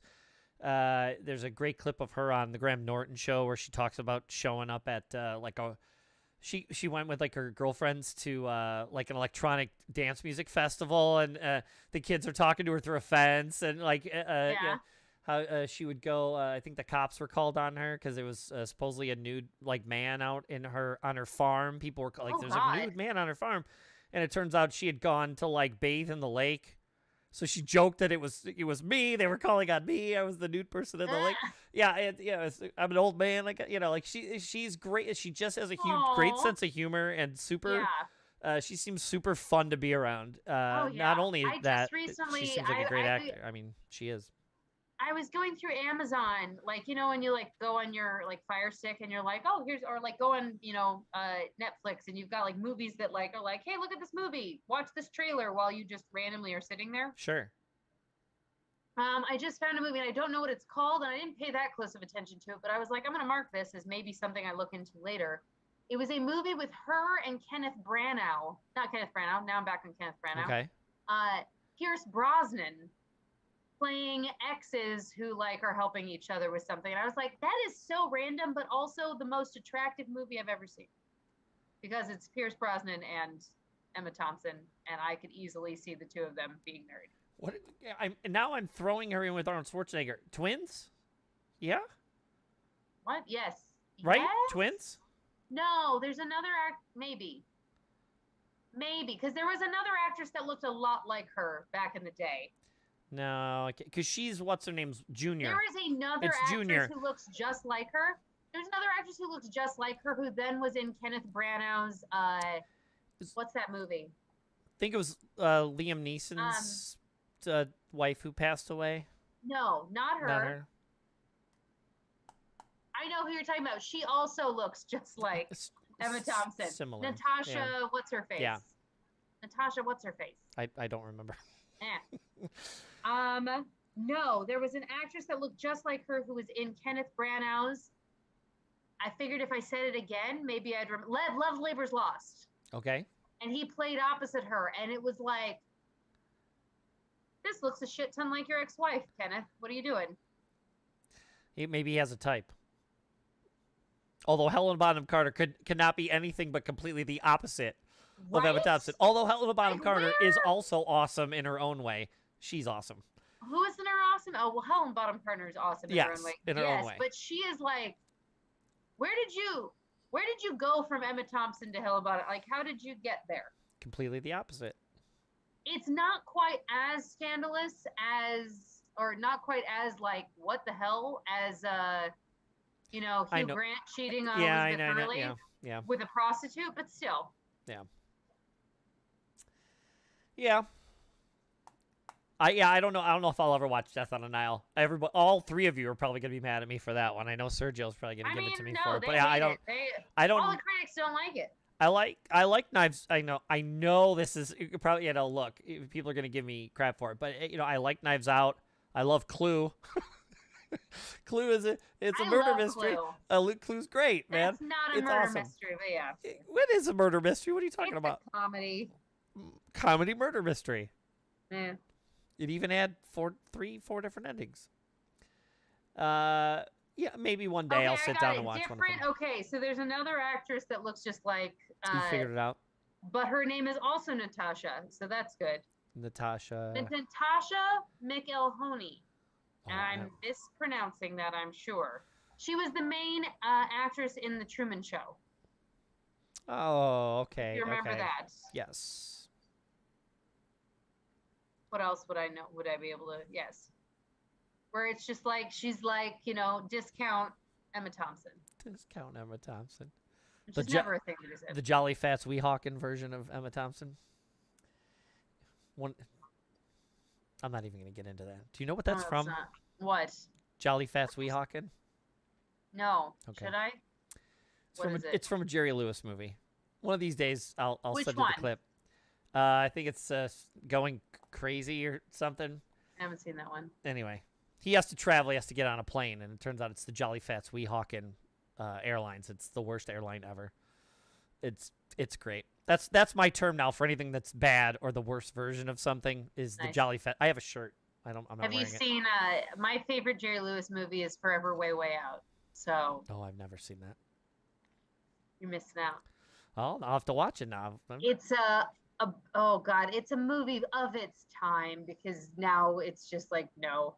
Because they basically play off the space program as being complete morons and idiots. So, like, yeah, I guess we get that now, too. So I got nothing. The movie's called Cracking Up, by the way. It's great. Oh, yeah. And you should watch it because it's ridiculous. Okay. I will. Jerry Lewis is good stuff. Yeah. You got one more. Yeah. My number 3 is this is all about fun. It's all about making us happy, right? Sure. You like to laugh. I'm assuming, right? You like to Yeah, laugh? but Yeah. anybody who says the phrase "you like to laugh," right? That's never a good sign. Well, this is a good sign. Okay. Do you like Kids in the Hall? Yes. Okay, good. Because I don't know if I could be friends with you or If we talk don't to like you Kids in the Hall. anymore. If you had told me that you My did not like Kids in the Hall, I would say I can never talk to you again. And my cousin, who is probably closer to your age, was obsessed with Kids in the Hall. rightfully so, Yes. because it's fantastic. I'm not even going to talk specifically about Kids in the Hall and how genius they are and what a revolution they were. Yes. What I am going to do, though, is I'm going to talk Yeah. about, because Amazon brought them back. Yes. They've periodically come back with live shows and stuff over the past decade, and Amazon finally got them to come back together, and that stuff's good. I mean, you should take a look at that stuff if you're a Kids in the Hall fan, of course. But what I did watch over the weekend was the Kids in the Hall documentary that Amazon did as they were getting them back together, and it's called Comedy Punks. It's a 2-part documentary, and it got them all together, and it showed the behind the scenes of how they were formed. Typical documentary. How they got together, what they were doing before, quote, Kids in the Hall, and then how they got the show, how the show ran. As Spinal Tap shows, they always break up for some reason at some point, and then they got to get back. Why did they break up? Was David Foley getting too much stuff? The show. It really is the show that did it. The 5 years of doing that show got to the point where, the first couple years is them getting the chance to spread their wings. The first season is basically them doing all the stuff they were doing when they were doing their live shows at this place called, which I did not know, this place called the Rivoli in Canada. And also a thing I did not know is Mike Myers is from that general area, and he was also doing improv and stuff different. Yeah, but sounds right. He, after the 5 of them had gotten together, he did not a run, but he did quite a few shows with them. He was kind of a weird mystery 6th kid for a while. Yeah. And then there was no falling out. He just wasn't doing it, but he always wanted to join. He probably got SNL. No, thereafter, not yet. But eventually, obviously, he did. But I think his life worked out okay. Yeah, but even on this documentary, they show footage of him with them on stage. Like, there was kind of the 6 of them. Yeah. And he even says, he goes, all I ever wanted to be was being the Kids in the Hall. He even says When he was a it kid, now. well, like back then, or like because now? he's Yeah. their age and everything. And so even now he's talking about it. He goes, all I ever wanted to do was being Kids in the Hall. So even you were on SNL, by far, for a long time, one of the most famous people on SNL. Probably still. You say Mike Myers, people can name off. Multiple film franchises based on characters you've created. Tons of recurring characters on the show that people remember to this day. And even he on the documentary was like, all I ever wanted to be. That tells you how huge they were. And Eric will be able to tell us. I think we kind of found him at the same time, but I also think I watched it first and told him to watch it, and then we watched it together, and we loved it, obviously. We'll go with that course of events. We don't want to give Eric credit for things. We do that both ways. He shows me something, but in this case, I think we kind of found it roughly at the same time. But anyway, it was huge, pivotal, different. We again, we're a little bit older. We remember watching live SCTV shows back in the day, and Fridays, which I don't even know if you know what that is. Fridays was on Fridays. It was an alternative to Saturday Night Live, and it had Michael Richards back in the day. Okay. Before all that stuff. But it was a live show, kind of like Saturday, but it was on a different station. And he said they have to be the Love Guru. Yeah, well, and the Pentaveret, I hear, is not that great either. But he's still Michael Myers. You can't take 15 years of all his success away from him, and he still wants to be in Kids in the Hall. Yeah, sometimes we all we gotta try stuff. Okay, so yeah, Childress and I found it roughly at the same time, but a bunch of us did. I mean, and like they say in the documentary, this is the age of grunge. This was before the State, and this was after SNL's prime, and SCTV's off the air. SNL had a secondary prime. Yeah, there's a lot of little primes in there, but it was different. It was Saturday Night Live satire and spoof things that are current. these are skits. This is more like the little movies and vignettes Saturday Night Live would do, but the whole show was that. Yes, there were skits, but well, this was before they were doing the movies and the vignettes. they were doing it with Gilda Radner in the 70s, and they would do them even in the 80s and stuff. But again, this is a whole show of that stuff, and it's only the 5 of them. So they didn't have, it was a little bit of Monty Python, a little bit of SNL, a little bit of SCTV, Canadian humor brought in there. It was this weird thing that came around in the 90s when there was the state, eventually on MTV and Reno 911 and all that stuff came out of that. This was before that. And it's this kind of age of grunge, doing it their own way, and they were the grunge of comedy, skit humor. That, and they even said that. Theme song to Laverne and Shirley stuck in my head. Like, we're gonna do it. I thought you were gonna say Shadowy Men from a Shadowy Planet, which is not that cool. The people who did the theme song. But the documentary is great, especially if you're a fan of Kids in the Hall, because it shows footage of them at the Rivoli, tons of it. How they would Living Color's great too. That's another good one. Another different from okay. Stop it. Another doing it their own way, separate from the SNL structure, separate from, primarily, I think like 9 out of the 10 players, people of color, totally new to TV. Yeah, but they're all just the Wayans family. Well, there was like 3 of them. But again, it was just like one of those like, oh, you're Wayans. Like, it was just, I felt like it was Damon Wayans and then everyone trying to be Damon Wayans. No, I don't. Yeah, they have a lot of characters. Even that remember. was Jim Carrey too. Jim yes. Carrey and David Wayans. And Mad TV now. That one I thought was pretty good. Don't say Joe Mad TV. Stewart's. What are you doing? We're not doing anything. Not doing anything. Good stuff. But this documentary about Kids in the Hall is great, especially if you're a fan, like I said. But the footage, Mike Myers is in there talking about his love of it. A lot of Lorne Michaels talking about why he did what he did and how he kind of, they basically had no money.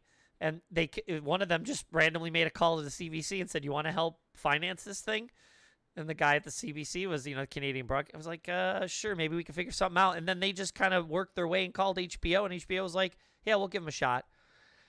And the first year was huge, and it was so popular, HBO cancels it. Massively popular. Everybody loved it. We all watched it. And they cancel it. Producers don't know anything. It's so weird. The best part is that season ends. They're all going to lose their jobs. They all know it. That's it. They're well, what are we going to do? I don't know. I don't know. They go to the Cable Ace Awards, if you remember those. No. Yeah, Cable Ace Awards, and it was shaped like... Let me see if those were even around when I was born. They were. You were probably very young, and it's annoying. But Mark McKinney wins Best Actor in a Comedy, beats Gary Shandling. And everyone there is the buzz is all about Kids in the Hall, Kids in the Hall, Kids in the Hall, Kids in the Hall. And I don't know if the public yet knew that they had been canceled. And they show up at the Ace Awards and everybody's like, oh my God, the Kids in the Hall, Mark McKinney. HBO at that point's like, uh-oh. Oh, shit. Lorne Michaels calls me. He's like, you sure you want to cancel that? And so then they give them a bunch more seasons. And then that's how they survived because they were so good. And they go to the Cable Aces, and everybody's just assumes there's going to be more seasons, and the HBO can't not do it, and you get 4 more seasons out of them. So go back to your original question. I don't want to ruin it for everybody, what happens. But basically, season 5, like everything, you start, people get in your ears, well, what do you want to do? Well, one guy wants to sort of direct stuff. Like, you got to have a career after this. One guy's like, well, I want to make sort of the more filmed skits. The other guy's like, I want to do more character stuff. So they kind of start doing that weird branching out. Like, I want to do these. They start getting on each other's nerves to the point where literally Dave Foley, they just go, yeah, we're going to not do this. And he goes off and does Talk radio. And as he's doing that, they're writing Brain Candy, the movie. He shows up there. They want him to, like, okay, we're going to go start filming. He didn't think it was going to get filmed. And they have to sue him to get him to come back and do the movie. The other 4 guys. Sorry, what? Yeah, because he didn't want to do it anymore. He really didn't think the movie was going to get made. And then the movie gets... They had to sue him to get him to do the movie? So he did it under protest. Oh, God. And that's I'm why sure that is not a great relationship builder. Oh, they hate it. They show footage of them, like, at the, like, craft services table, and Scott Thompson, like, doesn't even want to talk to him. Like, they're angry at each other. They're screaming at each other. They really don't like each other. And that happens for, like, 10 years, and then it kind of shows some of this thing of them kind of getting back in the groove again. And now they're, like, the best of friends and everything, and they're at this reunion, and they show them at the Rivoli, and they do, like, little interviews with them and interstitial stuff, you know, to go between. It's just really good if you're a Kids in the Hall person. It goes deep. It shows you kind of what they went through and shows you the genius of, you know, all that improv stuff that they had done for years that they fine-tuned that became the show. And it's interesting. I'm glad you like Kids in the Hall, but if you haven't seen it, it's like 2 hours. I'm interested because all those guys, it is so fascinating because all those guys go on and do all these different crazy things. Like, I had never really put it together that, like, Mark McKinney is in both Kids in the Hall and in SNL. And I'd never been like, wait, hold on. Oh, yeah, he's in both of those. Because, they just are awesome people. They're really awesome people. And I don't know if have you heard of something called Last Comic Standing? Oh, yeah. Or Last One Laughing? No. Different thing. No. Different thing. Sorry. Last One Laughing. Okay. No. What it is a fundraiser. They've done it in a whole bunch of different countries, and I tried to watch the other countries, and it is not good in the other countries. Okay. Just because they don't have very recognizable people. But they did it in Canada, and that's when the beauties happen. So what they do is they get a whole bunch of comedians in a room, and it's a certain number of hours. And basically, the premise is, if you laugh, you're out of the game. Okay. And each of them is competing for a different fundraiser or for a different organization. And so, like, all the other countries are all just different comics. The frickin' Canadian Last One Laughing is jam-packed full of amazing people. It is Dave Foley, who is the reason I'm bringing it up, Colin Mockery, what's his name? Tom Green. Okay. Caroline Ray. K. Trevor Wilson, if you're a fan of Letterkenny. He's Squirrely Dan. Okay.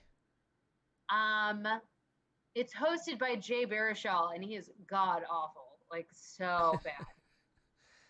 The other guys I don't know as well by name, but like one of the guys from Kim's Convenience. Okay.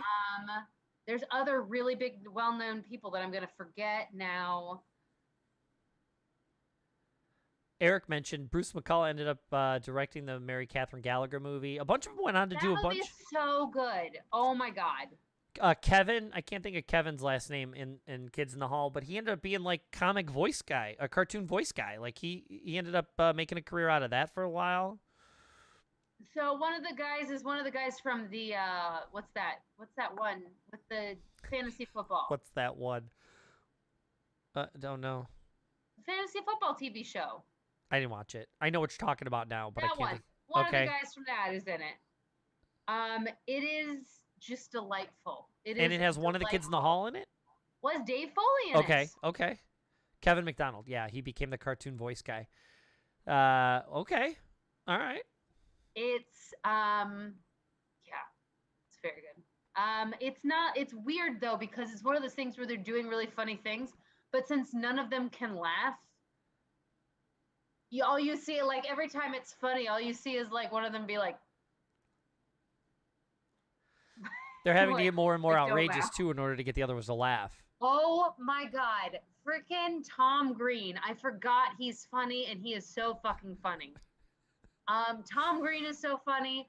Colin Mockery is so funny. Oh my god, Colin Mockery is murder in that.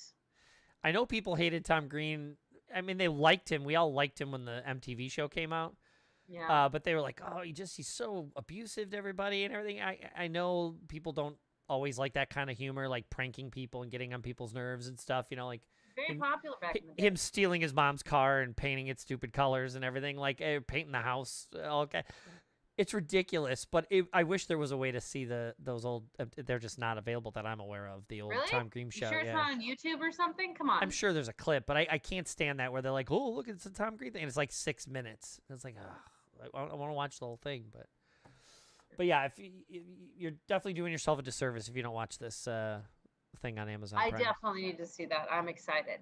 I'm very excited to see that. I'm also very excited to see the new seasons. I also should go back and watch the whole show because I don't think I've ever really caught like a full episode. Wait, what? Like I've seen a whole bunch of it, Like but the I've skits. never really caught like a whole, like skits, but I've never seen like a whole episode. Like I've seen the pinching your face Of course. and the squishing your head. Squishing your head. Chicken Lady. Chicken Lady, these are the Daves I know. Oh, Like that's a big one in our family. is these are the Daves I Daves know. Yes, fantastic. 20 Helens agree. The 20 Ellens agree. Yes. Swizzler Sisters. Eric and I still do that. Jerry Sizzler. Yeah, it's all good. I mean, there's very rarely a bad skit. I mean, some of them are a little slower, but they always have a good punchline. The guy that wakes up. All I can. Oh, I saw the one where it was something about the steel-toed boots. I remember watching that one where like a guy has to get steel-toed boots. Okay. For a job site. And so then like they get there and they test them out, like they're dropping shit on people's feet to be steel-toed boots. I'll have to look that one up. I don't know if I can recall that one. Girl drink drunk. He becomes an alcoholic, but he can't have a drink without an umbrella in it. Everything has to have juice and sugar and stuff. He has a little umbrella in his pocket, so he's gonna have a drink. He puts the little umbrella in it. Yeah, Eric just said girl drink drunk. Yeah. It's just such a good show. They're so funny. I have to check it out. And they're back. Even the promo for the new season is funny. Are they back, or do they just like, we'll do a season? As far as I know, they were greenlit for just the one season, but we'll see. Yeah, I'm guessing they're not doing too much. They're doing too much. These guys have way better important things to do. Sit on their stacks of cash. Yeah.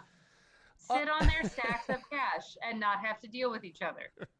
Well, now they're now they're literally making fun of each other on this documentary while they're doing the interview, and they're just shitting on each other, but they're all laughing. So you can tell even that they'll tell you just how horrible it was. They really hated each other at one point. A couple of them really, and one of the lifelong friends, the two of them, I won't say which ones, like literally got to the point where they weren't talking at all anymore for like a decade. And it was crazy, but they're back together, and that's a good thing. So yes. All right, what are you looking forward to?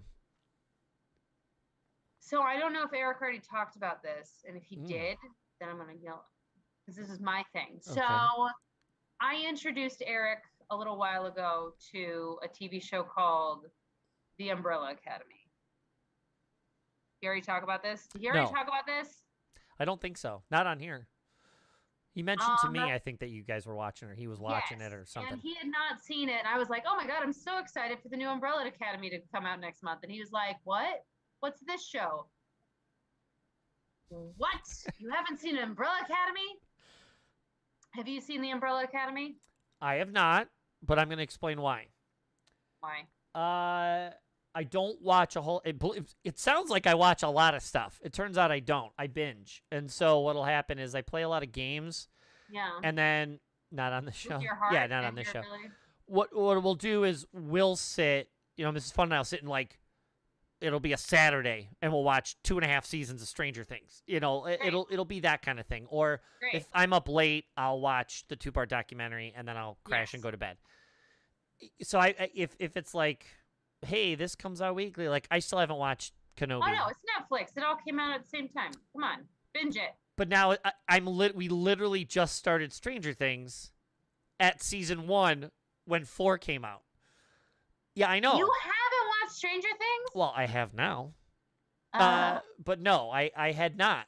But, there's, again, I got to have time for my trash TV. No. It's just I now with the ability to binge stuff, I tend to game more. And with my previous schedule, it was very hard to kind of keep a consistent TV watching situation. And so I ended up streaming half the stuff anyway. And so at this point now, it's I game to enjoy myself, and then if we want to sit and watch something, we'll binge through stuff. Yeah. And so we have not watched Umbrella Academy, but it is a great comic book, and this is all based on that. And so I know they've changed some things, but it's you should watch it. You Okay. should watch it because it has some of the best performances I've seen. Not like, okay, maybe not ever, but some amazing performances in it. That'd be high praise if it was ever. There are at least 3 amazing performances in it. And it does take, like, the first season takes a little bit to, like, warm up. The second season is where it really sings, which is why I'm very excited for the 3rd season. Okay. Even Eric was like, I don't know after the first season. And then by the second season, he was like, okay, yeah, this is getting better. Right, Eric? 10 minutes later, Yeah, let's find out if a he good agrees. 6 or 7 seconds, you'll get a response. But no, it's really good. I liked it a lot. I like it a lot. It's super fun. It's super, what's the word I want to say? No, it's just weird. Interesting. Plus, not only that, but they're the ones that are dealing right now with the Ellen to Elliot Page transition. Yes. So that character is now getting transitioned in the show. So they're actually talking about a transition. They're not just renaming the character and presenting Elliot, not Elliot. That's not her name in the show, certain, but Elliot. Yeah. I believe that the character is transitioning as well. Oh, cool. That's got to be a first. I can't think of another show or anything that's dealt with that. Well, get on it. Reality TV has dealt with that. Formerly, I don't want to dead name anybody, like Caitlyn Jenner. Technically, reality TV did address this, but it's reality TV. But scripted, I can't think of a TV show that's dealt with that. Now that I think about it, right? Mm-hmm. That's kind of okay. That's kind of cool. It's interesting. With like actual characters transitioning. Yeah. So you haven't obviously watched Sex Education, because Sex Education, they deal with trans individuals quite a bit. But do they show the transition? Oh, you are missing out on not watching Sex Education. Can only watch so much. I got Apex Netflix to play. Original shows. But because we watched Euphoria, and that has a trans character on it, but it doesn't show the transition of a character. Right. So that's what I was saying. Like the actual transition of a character and showing that, like the motions or the process or whatever. It's dealing more in Sex Education. It deals more with the persecution and the issues that they are facing as trans people, or teens, really trans teens, and not being taken seriously with what they're dealing with, that kind of stuff. Right. Missing out, guys. Y'all got to watch Sex Education. No, good stuff.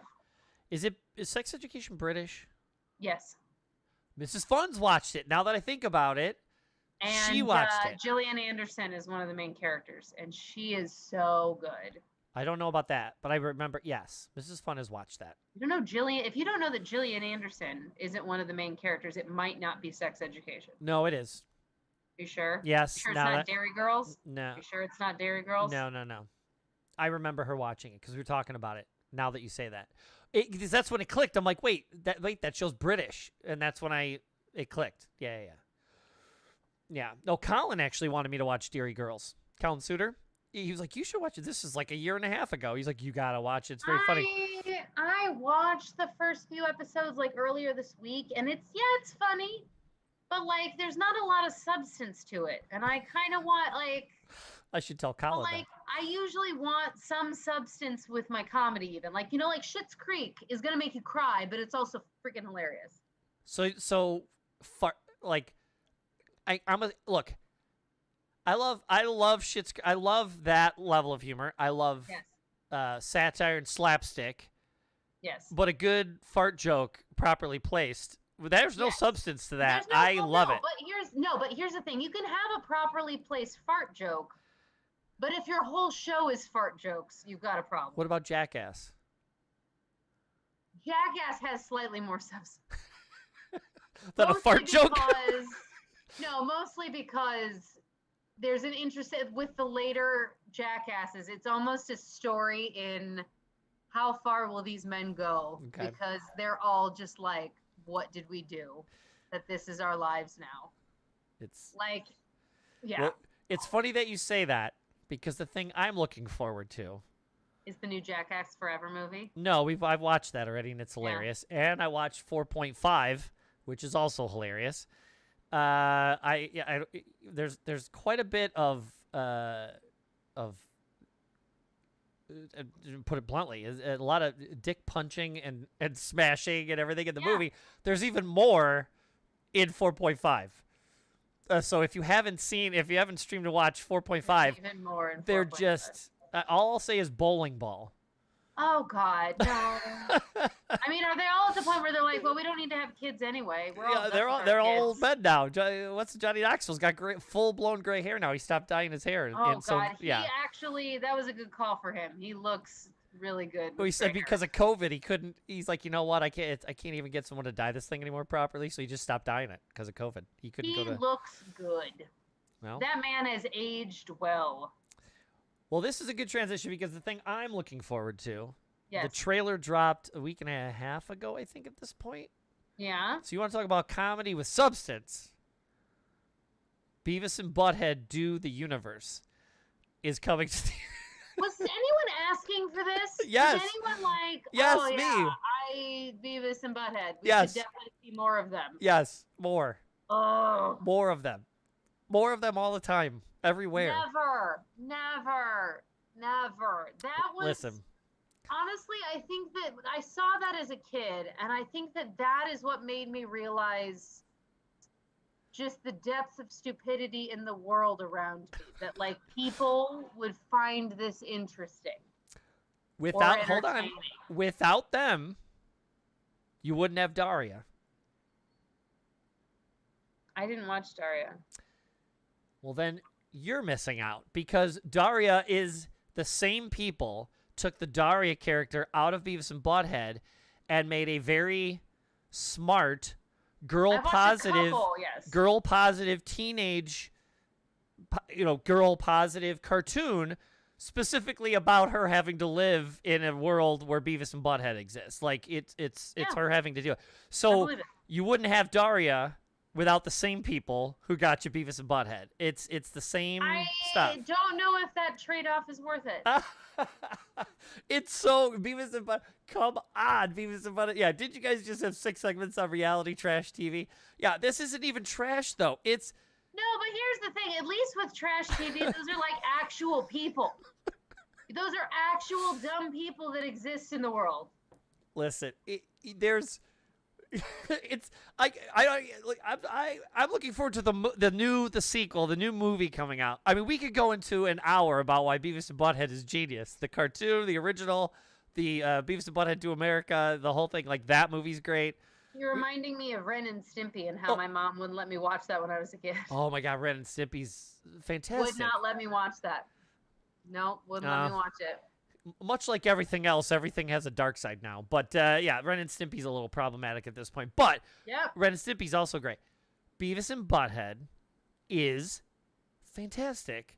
And this trailer, I'm like, Beavis and Butthead Do America kind of makes sense, and the story's great, and I'm kind of going across America and meeting all these different people, and they're all super famous stars. Like Bruce Willis does a voice in there, and a bunch of other people do. Yeah, Bruce Willis does a voice, and David Letterman does a voice. Like a bunch of famous actors wanted to be part of it, so they do all these little cameo voices in the movie. Yes, I'm sure Bruce Willis wanted to be a part of it and definitely didn't need the money. No. His character's essential, and it's great, and he's great in it.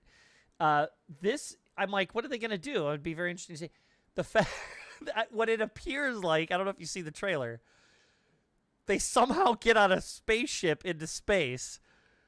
They buffoon their way up into space, and they either go through a black hole or a temporal anomaly or something. And the Beavis and Butthead of old, they're still the same age.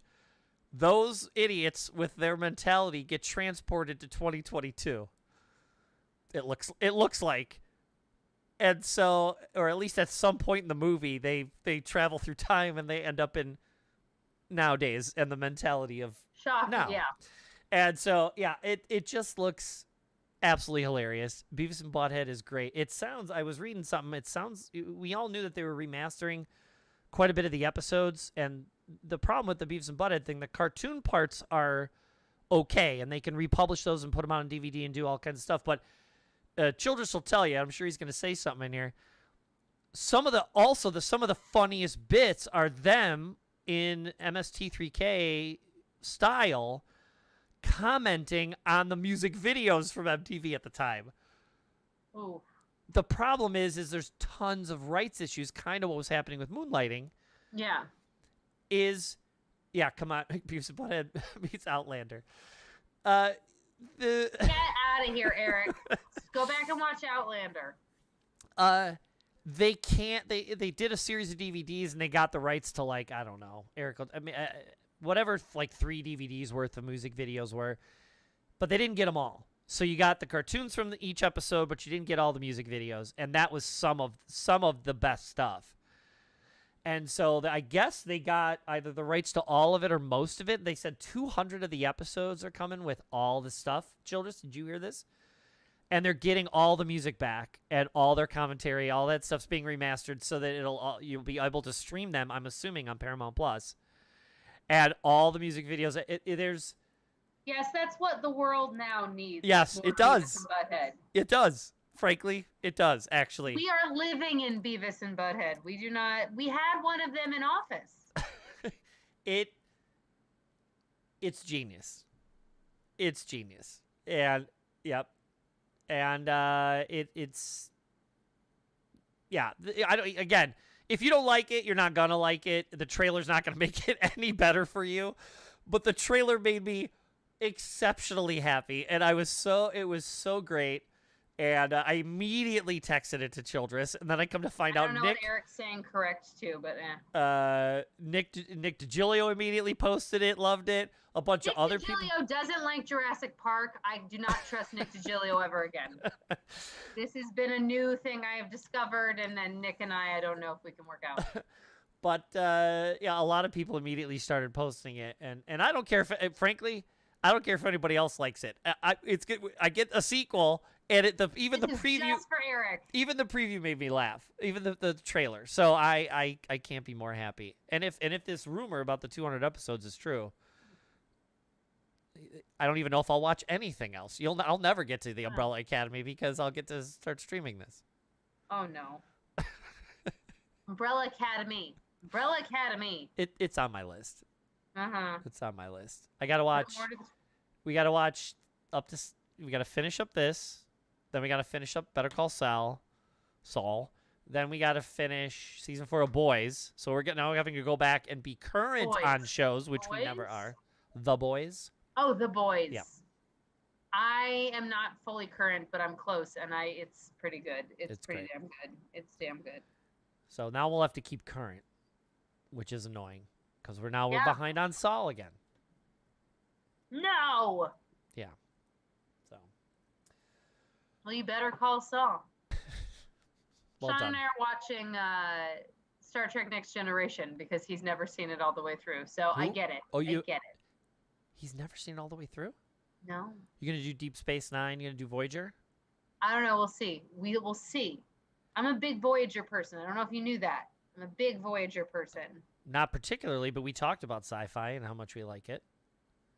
Voyager's my favorite, and I get made fun of for it all the time. It's a great show. It's a great show. Chakotay. I don't know about that. What, you don't like Chakotay? He's okay. I like Chakotay. Mulgrew's great. Mulgrew's amazing. Yeah. Frickin' Picardo is the shit. 7 of 9. Robert Picardo is perfect. Holographic Doctor? I mean, come on. He is the best. The best. Anyway. But yeah, because what are you gonna do when they do the crossover? Where each of the shows did the flashback to the original show. What do you mean? The Tribble episode where. Oh yeah. Yeah, Next Generation does the Tribbles, and then Voyager does the other one, and they all do the temporal thing where they do the cameos. Voyager doesn't do it. All 3 of them do. Deep Space Nine. What episode? I don't know the name of it. What episode does Voyager do with? They all do it because it was like what happens? I don't remember. They might have been the Tribble one, frankly. Now that I think about it. No, that's Deep Space Nine. Okay. But yeah, because they all do when it. you get that's when you get the Klingons and Worf, and they're like. That's right. Yes, that's right. They don't quite look. You guys. Yeah, they don't quite look the same. Well, I want to say thank you. Thank you for having me. Well, it was. And for letting me yell at you a lot. The what? You didn't yell at me. And for you. That's fine. You yelled at Childress more than you yelled at me. Well, I mean, that's just commonplace. That's just the way it works. That's just how it works. Next week is Childress again. And I'm sorry, audience. the week after that is I think I have a pretty solid yes for Colin for the first time. Colin Suter's going to be on 2 weeks from now. So that's funny. I'm going to be on his podcast in a couple weeks. There you go. We made a trade. A lot of synergy. A lot of synergy. There we go. Synergy within the podcast. Corporate synergy. We're going to get all these podcasts and stuff. We're all going to be working together. Yeah. It's all about I don't know. I was going to say it's all about making the money, and I'm like, none of us are making money on this. So, hey. Well, thanks do again. This for the love of it. That's right. Thanks again. I appreciate it. Thank you. Be back in a second.